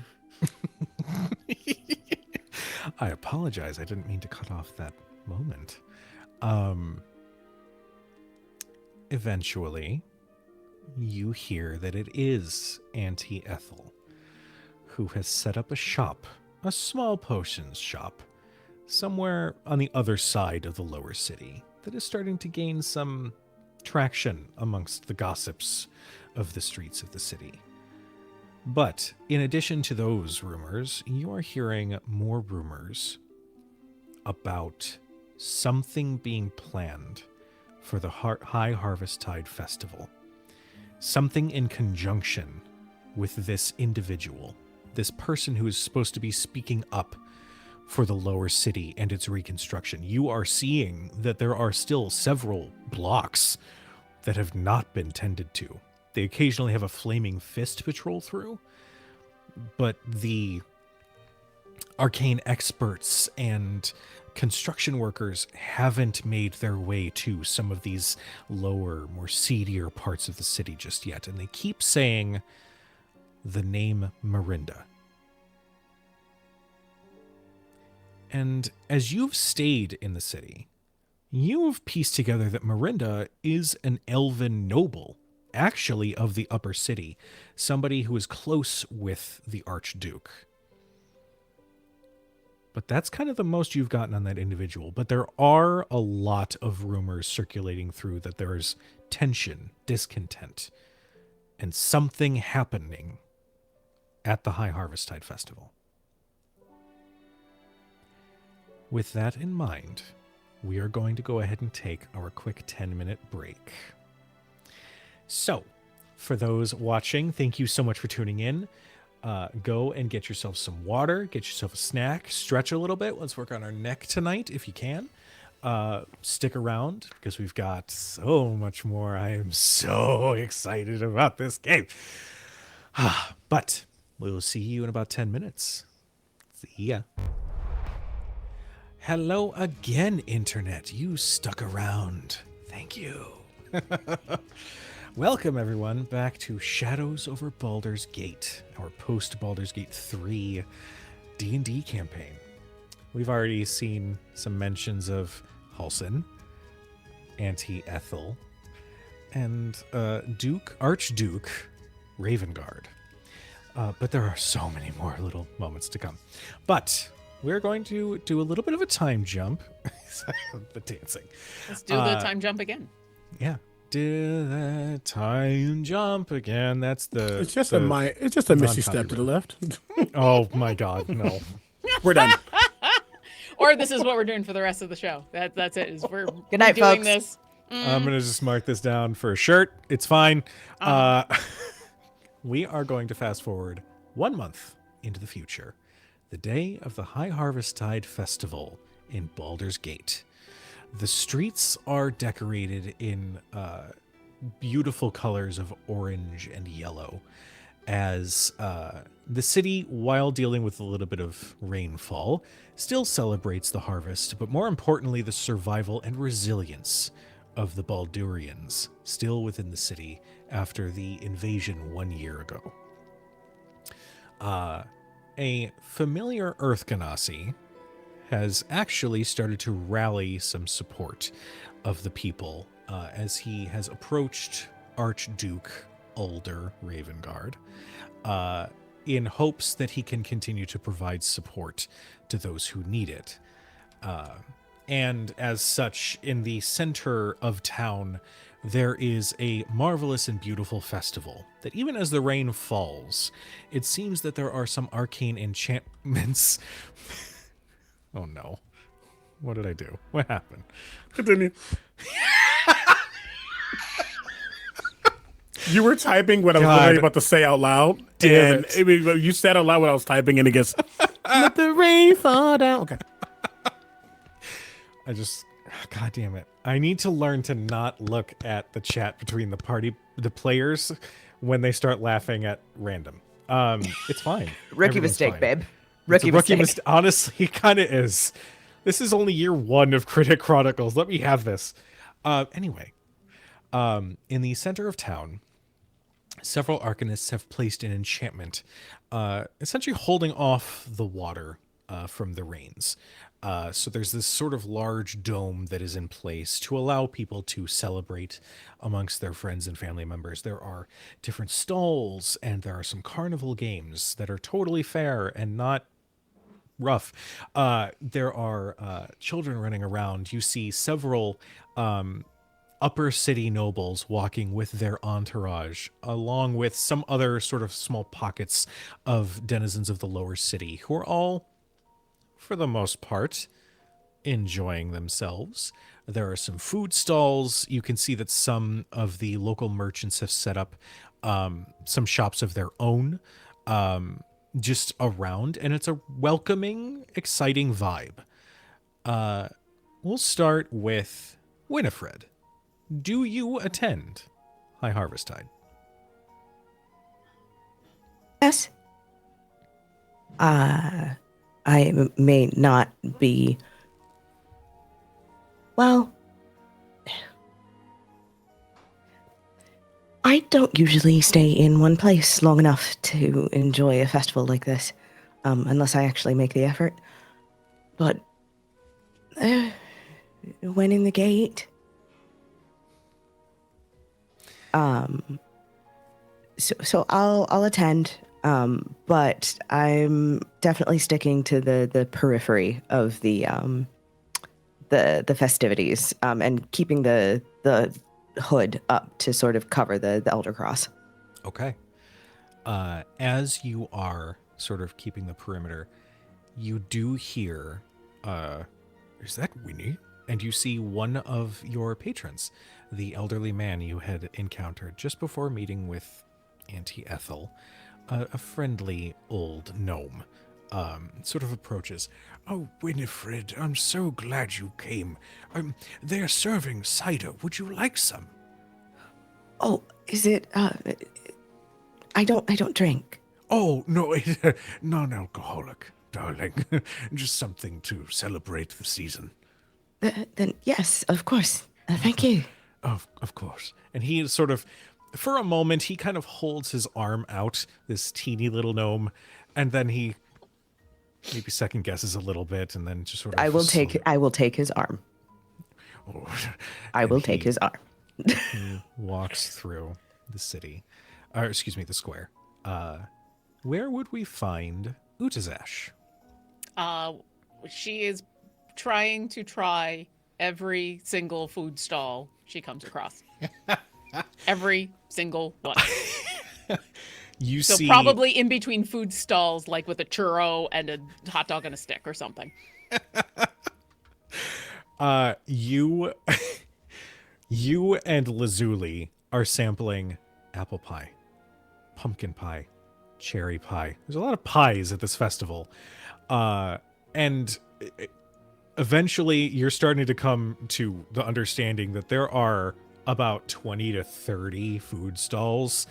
And at one point, after maybe stall 6 or 7, Lazuli kind of goes, Utazash, do everyone? They're all so good. I know, right? Can we maybe stop for a break? And you can see that her wings are like kind of struggling to keep her up a little bit. All right, if you need break, I mean, do you want to do drinks or do you want to like not do food and drink at all, like break? Oh, I saw the cider. There was cider. Okay. And Grab hold, and I'm gonna point to one of my horns to like, because I can tell that she's just not gonna make it. Those wings are going, and she's just not gonna make it if I don't help. I was 100% going to say that she eventually flies it, like just holds on to one. Yeah. But as you approach, you recognize a familiar face. Her hood up, but you do recognize Winifred. Oh, hello. It's good to see you again. I need to come by for more potions at some point. Utazash.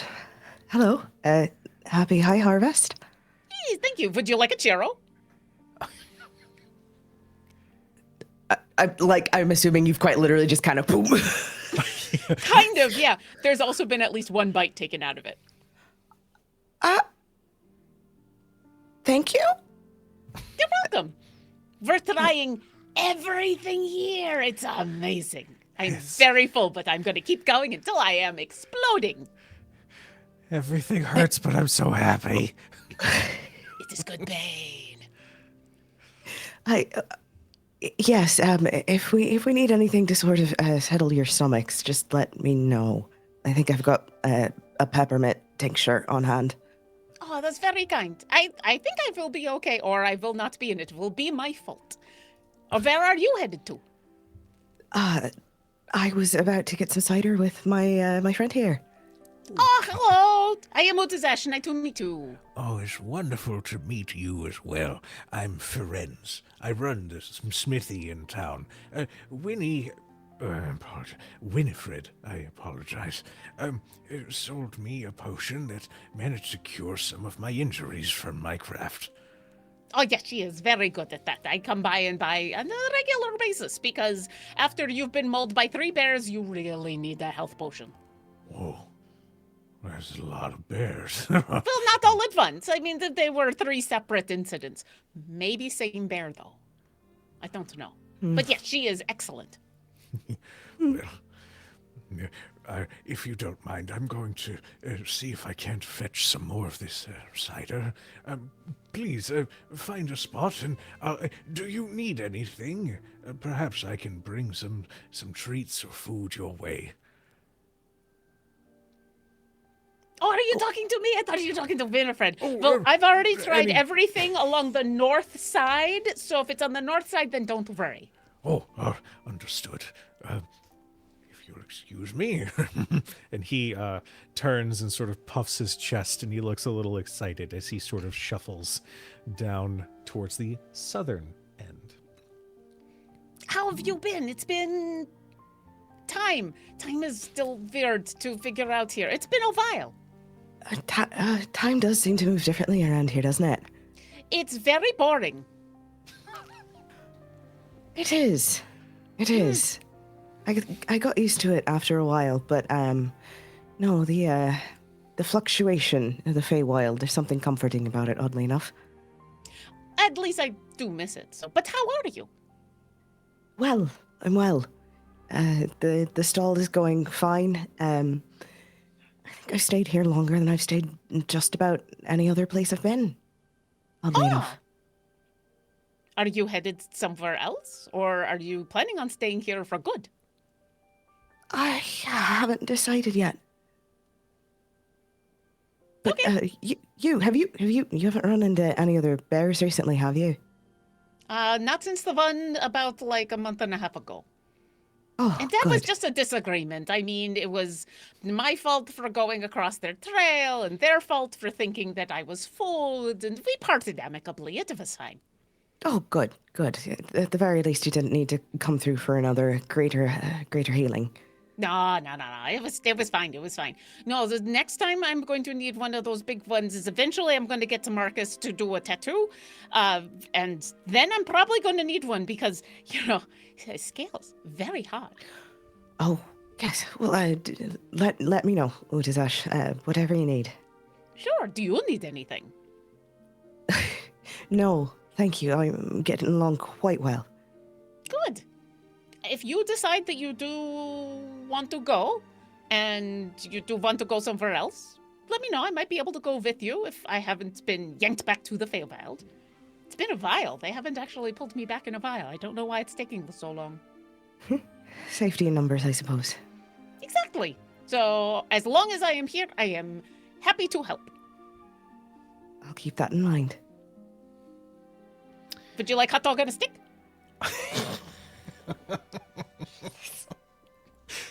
There's one bite taken out of it. Because that's what she's doing. She's buying, and then, I take a bite, and then the fairy takes a bite, and then, yeah. As Utazash holds out a hot dog on a stick, we are going to shift the camera to Gideon. Where would we find you and Illithor? Well, the camera is currently panned on Gideon's face as he's just shaking his head, as Illithor's currently probably playing some game, maybe like bobbing for apples or something. And he's doing better than he should be, and he keeps going back. And he's just probably arms crossed. Next to him is a floating golden hand that has some kind of meat pie in it. Like maybe a third of the way eaten at this point. So he's been clearly enjoying it. And next to him, size-wise, it's almost like a Maine Coon. Some kind of feline figure. But that's where that ends, because it's only feline because we know to look at this shape and think cat.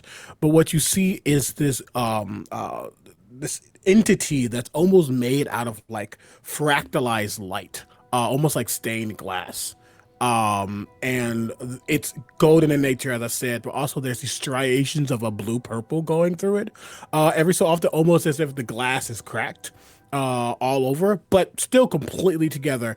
And this creature, their tail kind of flicking back and forth, just kind of watching probably a bird in the sky, very much clearly trying to figure out this bird's demise and how, or how many ways they can make that happen. Their eyes are just focused. And I think Gideon like sees it and goes, Rasputin, we do not kill just because it is easy to do so. We do not harm just because it seems simple. Do you understand? No, you don't understand. You're a little... Okay. And just looks over at Illithor. The cat's just still, yeah. You see, like, you speak these words of wisdom, and then you watch as Rasputin does that little cat thing where they like stand on their hind legs, like they're gonna jump up there, and then they're like, no.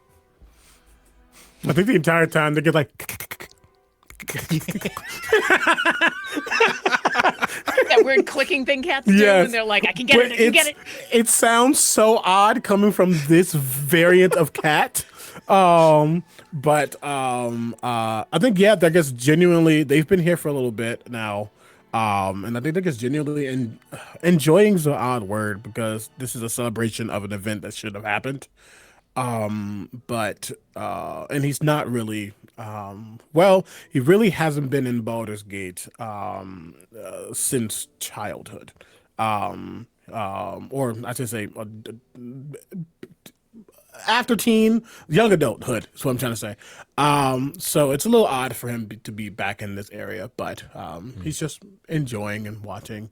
He looks too authoritative in the way he's standing, so he's not trying to be an authority figure. It's just natural for him.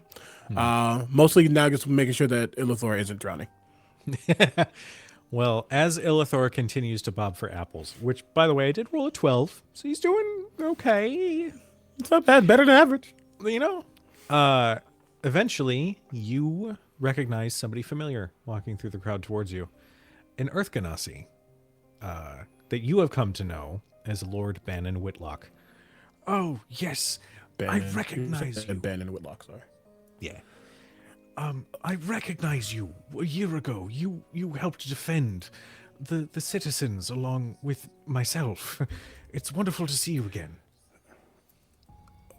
You could tell that it's taking him a moment because it's very much you may recognize me, but I do not recognize you. So he's definitely just like kind of shifting. He goes, yes. I hope everything has been well since then.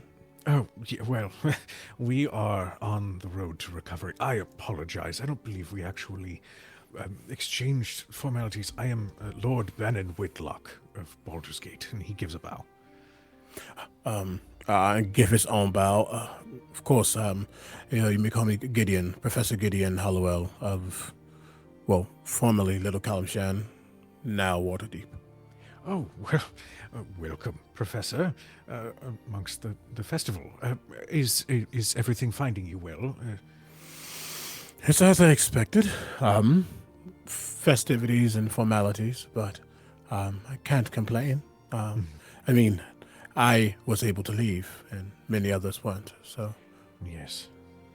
Well, if there's one thing that we are learning, it is the strength of the spirit of the Baldurians. And we are venturing towards putting all of that awful tragedy behind us and looking to the future. What is the future, may I ask? I'm very curious to know how things have progressed. Well, they are progressing slowly, if I may say. We are able to recover the upper city quite quickly, you see. The Arcanists... That doesn't surprise me.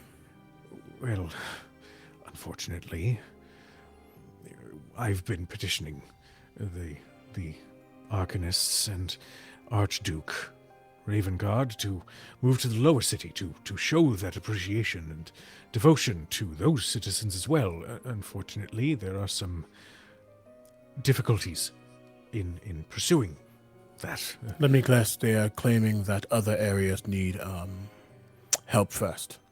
You seem well versed in the language of politics, it seems. Oh, I'm not a politician, but I am, again, from Little Calimshan, and I know how Baldur's Gate treated the Calimshites there. Yes, well, I'm doing everything I can to rectify this problem, but unfortunately it's going to take some time. Just don't stop. Even if they say that they don't have time for you, you make time. That is what I've learned in this world. And I do apologize, and I hope that this doesn't feel like a slap in the face. I hope you, how do they say, flip it for a profit. Yes, well, my ambitions would see this city restored to its former glory. Ambition will get you far. I've learned that well. Well, do enjoy the cider. They do offer a more adult variety if you require a little bit more. I do, because apparently I am someone's father right now. And you say that just as you see, like, I got another one. I'm proud of you. The games, you know. What? The other ones? Oh, I have to go find them. And he's like, he's a kid in a candy shop, just immediately running to the next game. Message me, literally, if you get lost. Okay. Just students. Well, I will leave you to it. But if you ever find yourself in need, and I did mention this to some of the others who had fought that day, if you ever need anything, you have my support in whatever it may be. I may keep that in mind. Who knows what I'll need? That's what the future is for, right? Yes, well, go enjoy yourself, and hopefully your student doesn't get into too much trouble. He will. But he's one of the ones who know how to get themselves out of trouble, thankfully. And he is well within his 20s now. He's fine.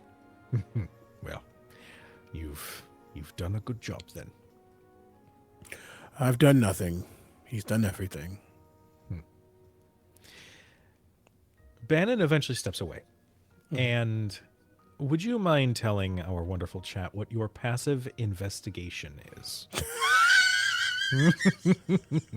I will. With my passive investigation of 23.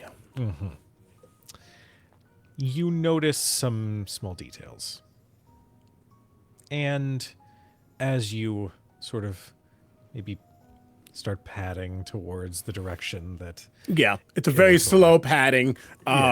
He has tossed the rest of the meat pie that he didn't want because he seemed like a small, actually probably some kind of apple or some sort, and he'll just... The mage hand will dissipate over here and appear over here, grab the apple, and his hands are just behind his back, and he'll bring it up. You pick up on something. That there are small groups, maybe 2 to 3 individuals, who are looking tense. And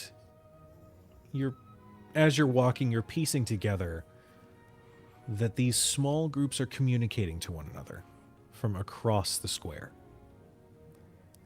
Just as you notice a familiar red tiefling sauntering his way through the square. Hey, Marcus. I'm going to just give you a little nugget. As you attend High Harvest Tide, you noticed a familiar white-haired individual also in attendance. And my hair wasn't white that time. This is true. She is rubbing shoulders. Different person. Never mind. Oh, yes.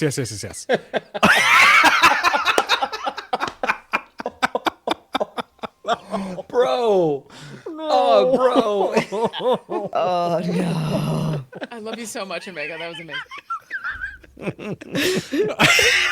I mean, I can fail at hitting on you too if you want that. Listen, you can't. Listen, I'm the white-haired person in the group right now. Can't bring another one in here. Continue. I'll roll 2 and I'll be just as Let me- tactless. Let's go, baby. Let me rephrase.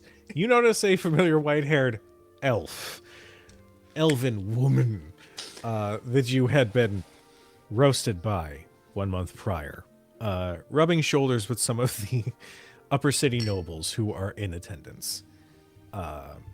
They are meandering near one of the food stalls selling apple pie. But you also notice a couple of your other friends nearby. You see Utazash and Winifred over by the cider, and you can actually spot the professor from 1 year prior, noticeably a little bit different with white hair. Where would Marcus go? What would Marcus do? Okay, so I have a lot of thoughts going through my head.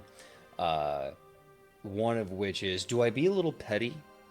Do I be a little petty? Because like, I mean, I don't really deserve it, but I could do that thing where you wave hello to somebody and you make someone think you're waving to them, so they wave at you and then they realize you're waving to someone behind them. Oh.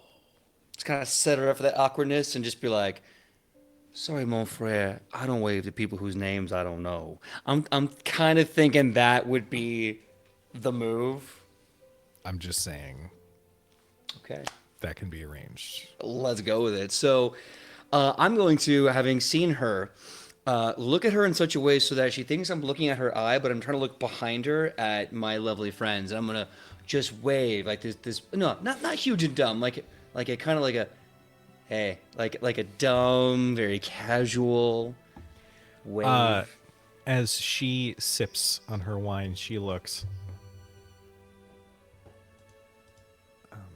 And she looks a little awkward for a moment before she like sort of shrugs and waves. So just kind of like, I'm like, what? Hey, and I shoot over. I'm like, hey now, and I start walking as I do, and as I pass, I say, sorry, mon frere, Marcus don't wave to nobody whose name he don't know. You have a good time now. And I just walk past her, kind of with like a little bit of a cheeky grin, and my little tail just whip, whip, whip.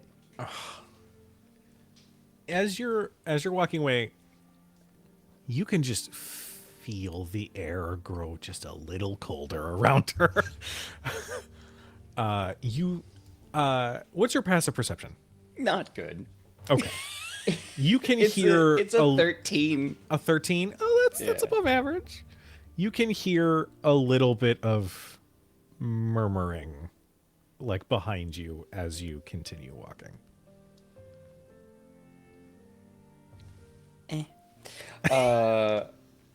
Just gonna let her.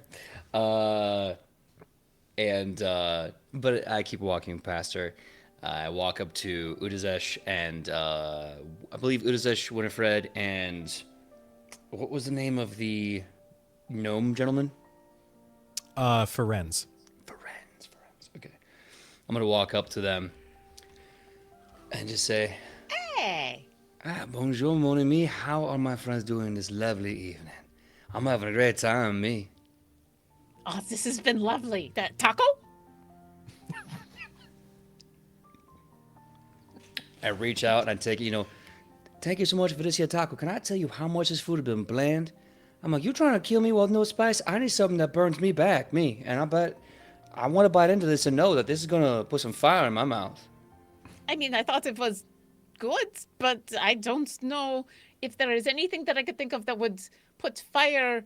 Winifred, do you think there's like a potion or something that could make him breathe fire? Utazash, I think he means as far as the spices go, which, to be fair, yes. Pulls out a bottle of hot sauce. Oh, you just carry hot sauce. Look, you can't always trust these people in Baldur Gate know how to make food taste good. You got to bring your own sometimes. I'm just saying. Okay, deal. No, that's fair. I kind of wish that my now I kind of wish that my awesome jug made hot sauce. Does it not? No, it does not. Although, It makes several kinds of alcohol. It's several kinds of water, oil, mayonnaise, honey, and hot tea. The hot tea is very nice, but not spicy.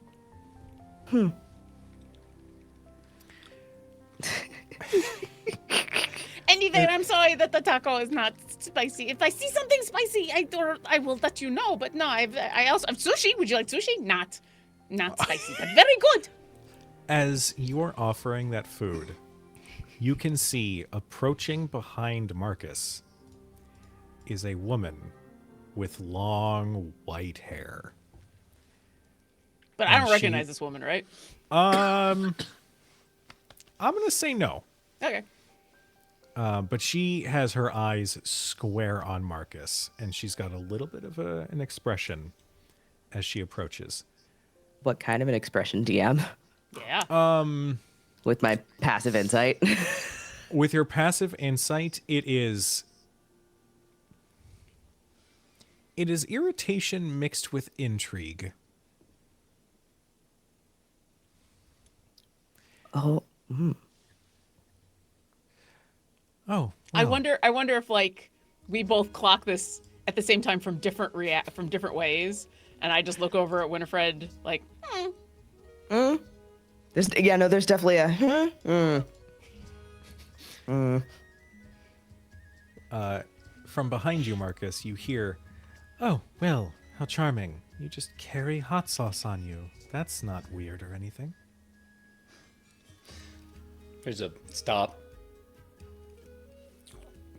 I was about to say hard swallow my taco, but you know what I mean. You know what I mean. And then Just gonna say now. Just gonna say now that is not making it to a highlight for social media if I can help it. oh, see, now that you've called it out, it's going to. God damn it. It's going to happen. I'm not sorry, but I am. But as that happens, look, my water broke and I'm hard swallowing tacos on camera. What can I tell you? Today's been a weird day, and I'm sorry for ruining the vibe. Episode 1, everybody. This is gonna be a long campaign. So anyway, back to what Marcus is doing. What Marcus is doing is, after he's done ingesting and finishing his food, there's a bit of a kind of a tongue-in-cheek smile, turns around with all that roguish charm that he thinks he has, and he says, "Ain't nothing wrong with bringing the heat when you want it, and if you don't want it, then don't complain about it." You know, such words of wisdom. Tell me, what book did you learn these from? Or did you know how to read those words? Or did you just hear it in a bar somewhere? I give Winifred another look that's now like, Kind of stops for a second. He says, reading is a little new to me. I'm new to this whole reading thing, but I'm doing pretty good, me. Question is, what book did you read that taught you being like this is okay? I just would have known. Gideon is definitely away from the group, but because he clocked Marcus walking, and so he's clocked everything that has happened, and he's just watching to see what's actually happening over here. Just from a distance.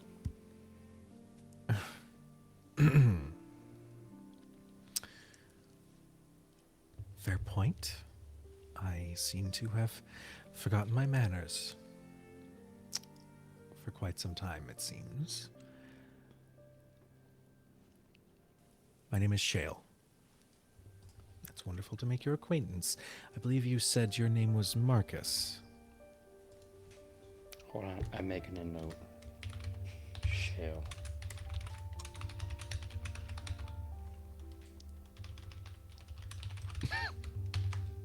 Spell that. Type. Yep. Yeah, Shale, white-haired elf woman. I'll share the rest of that note later. Okay. So her name is Shale. And I kind of bend down with a smile. Like, first of all, I take off my lovely black and brown burnt rolled cowboy hat of sorts that seems to have just enough room for my two tiefling horns to poke through the front. Kind of remove that and kind of hold it to my heart as I bend down, still keeping eye contact and bow. And I say, well, mon chéri, it is a pleasure to get to meet you this evening. I shall never forget that name as long as I live, Shale. I'll remember that name, me. You already Winifred know looks. mine. Udazashin rolls her eyes. I'm going to whisper to Winifred, and here I thought we were going to see like a blowout like I see in the summer court, but apparently not. No. Well, it is still early. That's true. Should we get more snacks to like watch the fireworks? You know, I am perfectly fine right here, friend. Okay. I would also like to note, Illithor has appeared next to Gideon and just holds out a caramel apple while he's got one half eaten. Just gonna look at the corner apple. You can have two. What a day! What a day for Illithor! Thor's having the best day. The sweet person. he does he does say, "Oh, that's a good move. What do you think?" He's just looking at Marcus and this extra greed. I think we're watching a very intriguing conundrum, and I'm very curious to know how this ends. I do have a question, though. Mm-hmm. Where's Lazuli? Lazuli is on Utazesh's shoulder. Okay. Still kind of giant belly. Just Is Lazuli? Does Lazuli have a passive perception enough to realize a fractal cat is stalking them right now? Oh. Bird gone. Very yes. and I'm concentrating on Marcus and this elf person and what Winifred is doing. So Just No. I mean, I can even- Lazuli is in food coma mode. Yeah, Rasputin is going to very like subtly like move and shift. They are a lot more conniving than they. I mean, it's a cat, but a lot more conniving than they should be.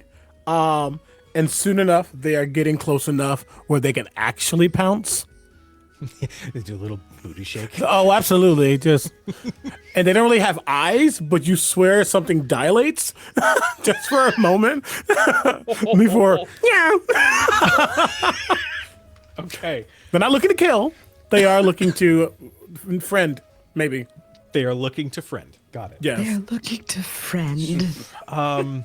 I tackle because I care. I'm interested to see how good or bad this goes so that I can come up with what my reaction is going to be.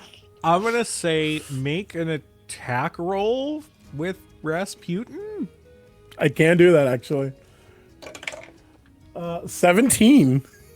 I'm going to... Okay. I'm going to say a 17 hits. I'm going to do a thing here. Real quick, Gideon, is Rasputin a beast or a fae or like what actual creature are they? That is unclear. Okay, that's fair. That is very unclear. I think if anyone had the aptitude, even in this weird fractal glassy way, there's a hint of celestialness to it, but it also feels very different. Okay. I think unless they were a beast or a fae, Udazesh wouldn't necessarily know what kind of being they were.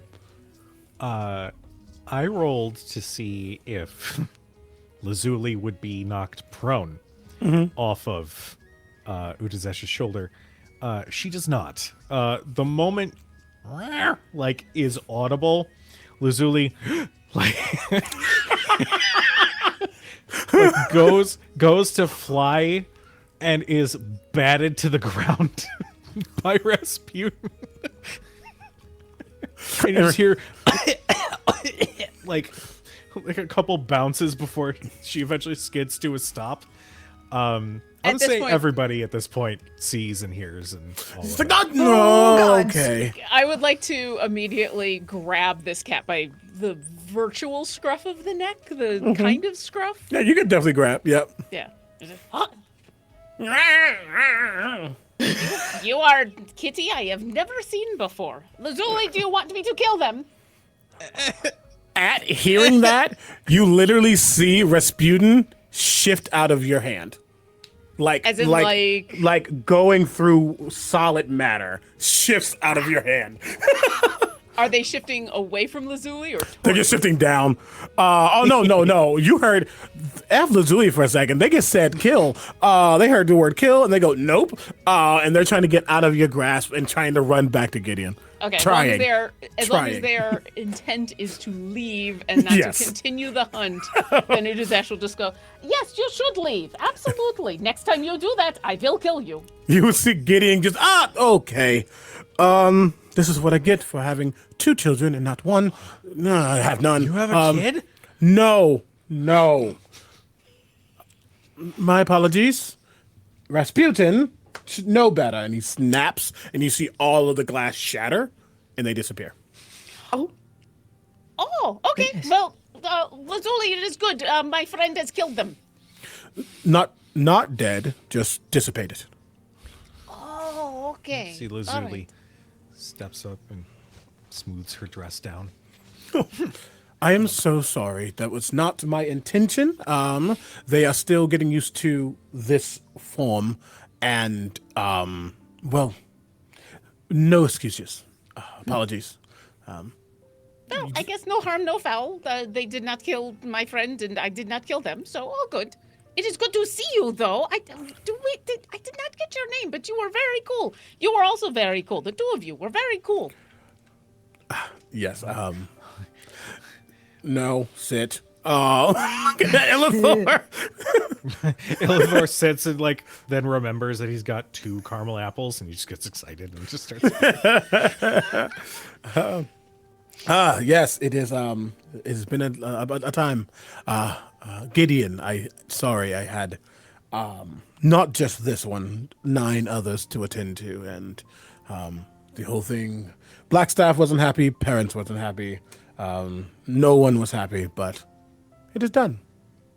It is, and we survived. Utizash, and I'm gonna look over. Does Winifred look like she wants to be called over to this interaction, or she want to stay watching Marcus and that interaction? Like, do I get a sense of where she'd rather be? I do kind of want to watch Marcus crash and burn again. Okay. Not that I knew it happened the first time, but So I think. I'm Go ahead, moderately sorry. intrigued. Moderately intrigued.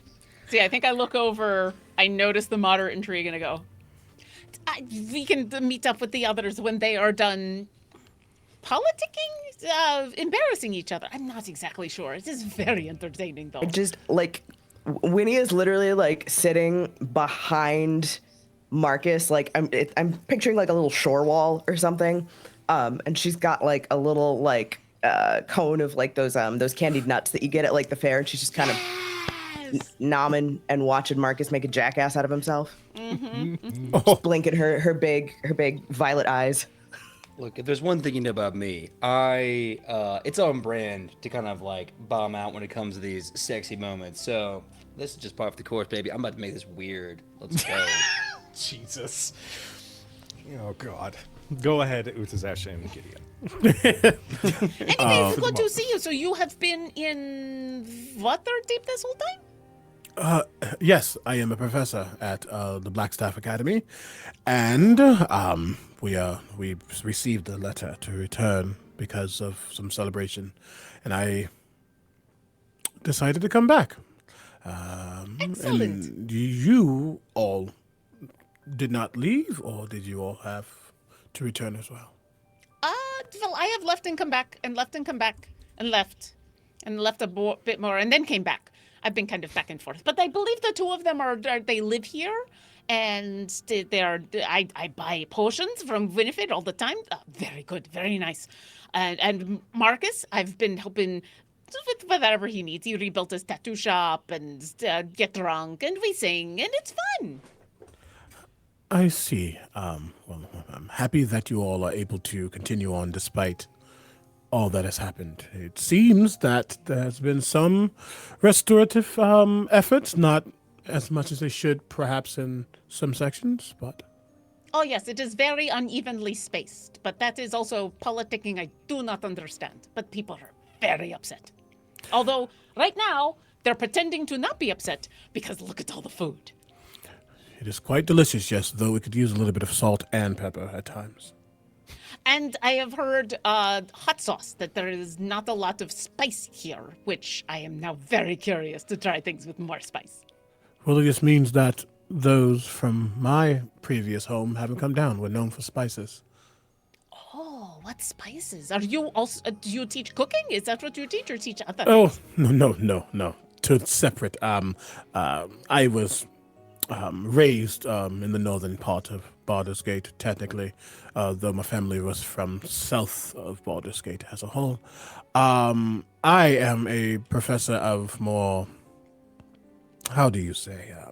I don't teach a certain school of magic. I teach some things within the realm of the arcane, application, somatic study, and bardic talents. Oh, a learned person who knows how to actually do. Are you a bard who does music or dance or writing or flags or what? Well, not all bards are performers in that regard. I can, I do have some musical aptitude just because of being what I am. But no, I am more of a teacher. I'm a guide, a storyteller, or I help those craft stories for themselves. Oh, storyteller is some of the best bard out there. Without stories, we do not know what came before and what could come after. That is correct, actually, yes. And sometimes you need someone who knows how to tell the tale and someone who knows how to teach it. And that is where I come in. I am very good at listening to stories. And I would love to hear your stories sometime. And you should hear some of Marcus's stories. He has plenty of stories about things that happened to him. And I can hear one right now as he looks over at whatever's happening over there. oh, yes, hearing his side of this story will be very fun. Just kind of looks over, and I forgot to say that he does actually have a long black wooden staff, and it has these ringlets around that are golden with some blues around them. Very much seems like a staff member of the academy could use it, but not necessarily the black staff for those who might be canon people. It's not that. But he does have a staff of some sort that he just kind of just leans on and listens. Shale softens a little bit. So, Marcus, other than being charismatic, I suppose, what brings you to the gate? Well, actually, I was born in the gate a long time ago. My parents had me when I was about 6 years old, and well, now I'm back. Well, welcome. I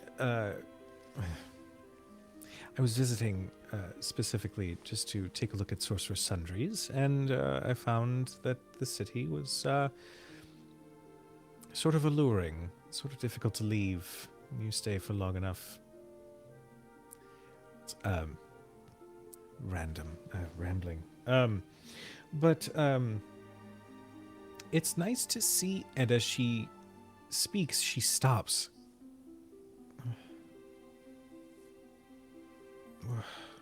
What? And she reaches back to her neck, where you can see a needle.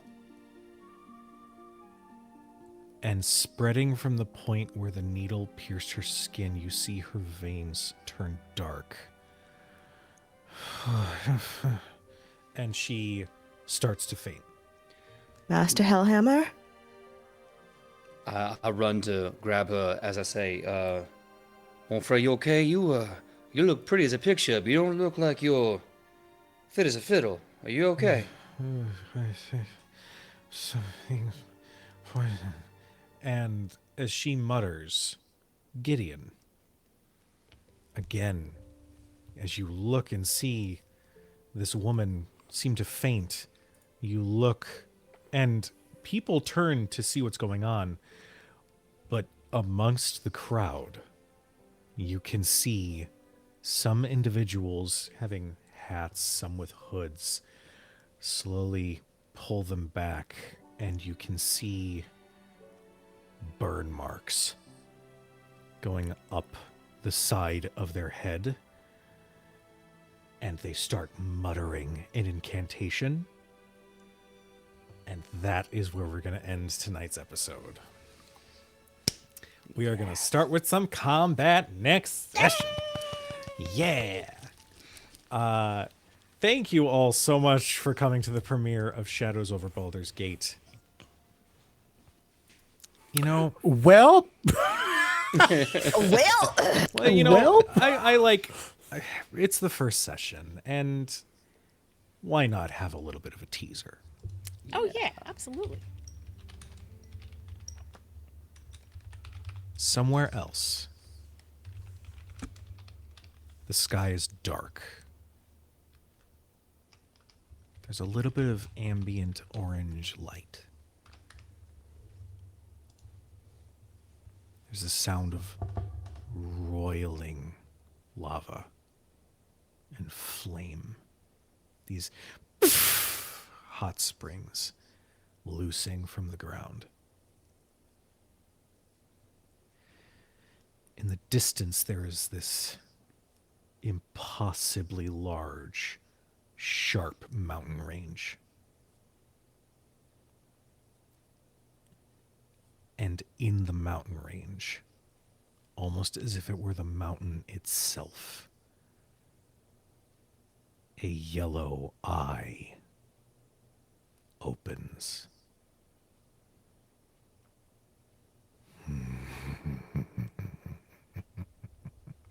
The snickering laughter echoes out throughout Avernus as something is starting to wake up. So, before we wrap up tonight's session, we want to go around and let our cast members let you know where you can find them, what projects they've got going on. So, let's go ahead and start with Lauren. Where can we find you? What do you got going on? I'm happy to be here. I'm just here. I'd like to be here doing this a lot more with all of you because y'all are amazing. Yeah. But yeah, I'm Lauren Urban. If you want to keep up with what I'm doing, the front page of my website, lauren-urban.com, is the best place because socials are impossible. As far as the next couple of days, you can find me on the Dungeon Scrawlers Twitch channel because they're going to be running their Extra Life stuff. Saturday, I am playing in a game, and Sunday, I'm going to be producing some stuff. And come on by Dungeon Scrawlers in order to help raise some money for a very good cause. No, excuse me. Hell yeah. And who's next? And me. Hey everybody. I have been Gideon. Him. You can find me many places. As far as socials go, you can find me at Crown or Crown TV, and that is QR0WN or QR0WN TV. As far as what you can see me doing next, a bunch of things. Actually, tomorrow over on Dinner and a Game at 9 p.m. Eastern, I'll be finally returning to their table because I've been gone for ragtime for Art of Resistance, which is a Monster of the Week campaign. Very, very excited about that. And then typically on Tuesdays, you can catch me over on Wounded Warrior Project for the Fourth Age, which is a One Ring, Lord of the Rings actual play set in the Fourth Age, though we are on hiatus until next year. You can catch me on Terraform on twitch.tv/SirFeffers, where I play the most chaotic goblin you've ever seen, honestly. And on Thursdays, you can catch me on Captain Robert for Vecna, Eve of Ruin, which has been a lot of fun. That is me. And take it away, Laura. Oh, hi, hello, good evening, folks. You can call me Laura or Tutu or Laura Tutu. You can find me all over the internet, usually some iteration of _ Laura Tutu. I think I've got most of my socials like locked up and under the same moniker. Socials are impossible. Lauren was right. Socials are impossible. When I'm not here, you can find me primarily hanging out with the fine folks over at Queen's Court Games, specifically in our multi-award-winning Vampire the Masquerade Chronicle, the All Night Society. We are on hiatus right now while our storyteller recovers from #life, because life do be lifin'. But you can catch all current available episodes on the YouTubes, on Spotify, wherever you listen to your favorite podcasts.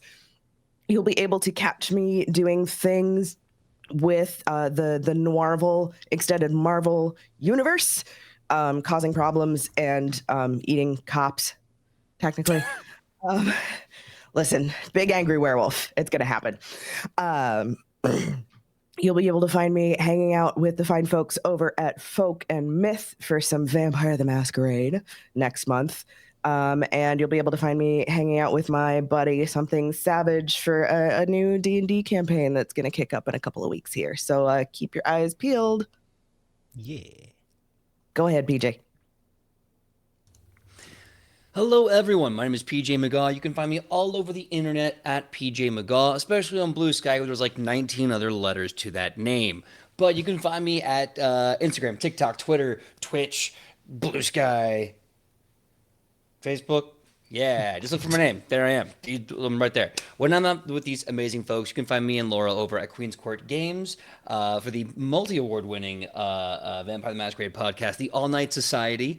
You can also find me with the Noir universe as well, or Noirville universe as well, where I play the Asgardian god Tyr, who is sick of everyone's crap and must bring justice to an unjust world. Also, he's hunting trees. Different story altogether. You can also find me over at a few other things. Dungeons Divided on our YouTube and social medias. We have about 15 episodes up of our second season. You can watch me GM 7 cats in a bag. And as we have a great time with that adventure. And last but not least, I think there's some other projects in the brewing right now related to other Pathfinder 2e materials, as well as books that I'm writing for Pathfinder 2e. I will give you details on my socials when I can. I love you all. I'm going to work on this accent real friggin' hard. And I love you, and I'll see you here, same time, same channel for more Shadows over Baldur's Gate. Also, really quickly, I forgot to mention it. Two of us, me, myself, and Laura, are a part of the epic multi-creator event called Castleton, which is coming back for part 2 in about I think 2 or 3 weeks now. Something like that. You can catch most of the season 1 on Winter's Tales Twitch channel, and you want to watch it because Laura is literally the ruler of their kingdom, essentially, and I'm the demigod of entropy. So, Hey. Like you do. You know, like we do. That's that. And Jesus. Hi, everybody. Thank you so much for watching. I am Cujo. I have been your chronicler for this evening. You can find me every Wednesday. I love you guys so much. You can find me every Wednesday over at Nerd Immersion playing D&D. We are finally doing like actual Fendelver and below stuff, which is pretty fun. You can find me as Gabriel, the Gentleman Rogue, with no problems or issues or anything. It's fine. Every Thursday, you can find us here playing The Tales of the Valiant. With a fantastic cast. We have our first guest star with Nerdy joining the cast for a little bit. Huge shout out to all of my valiant vagrants, maybe. And every Friday, same time, same place, this is going to be an ongoing campaign. So come join us as we explore more of what happened with the Sword Coast after the events of Baldur's Gate 3. I am so thankful and excited that Omega had posted the idea because this was something I was super excited about, to the point where I powered through the rest of the game to prepare specifically for this to make sure that this was, you know, as awesome as we could make it happen. But in the meantime, we're going to go ahead and get a raid started for Folk and Myth. They are also playing some tabletop RPGs, so give them all of the love. But in the meantime, follow the socials, Cujo Plays Games and Crit Hit Chronicles, for any future campaign or appearance announcements. Be nice to each other. Please be nice to each other. We love you so much. And we're going to see you next week. Mwah. Good night, everybody.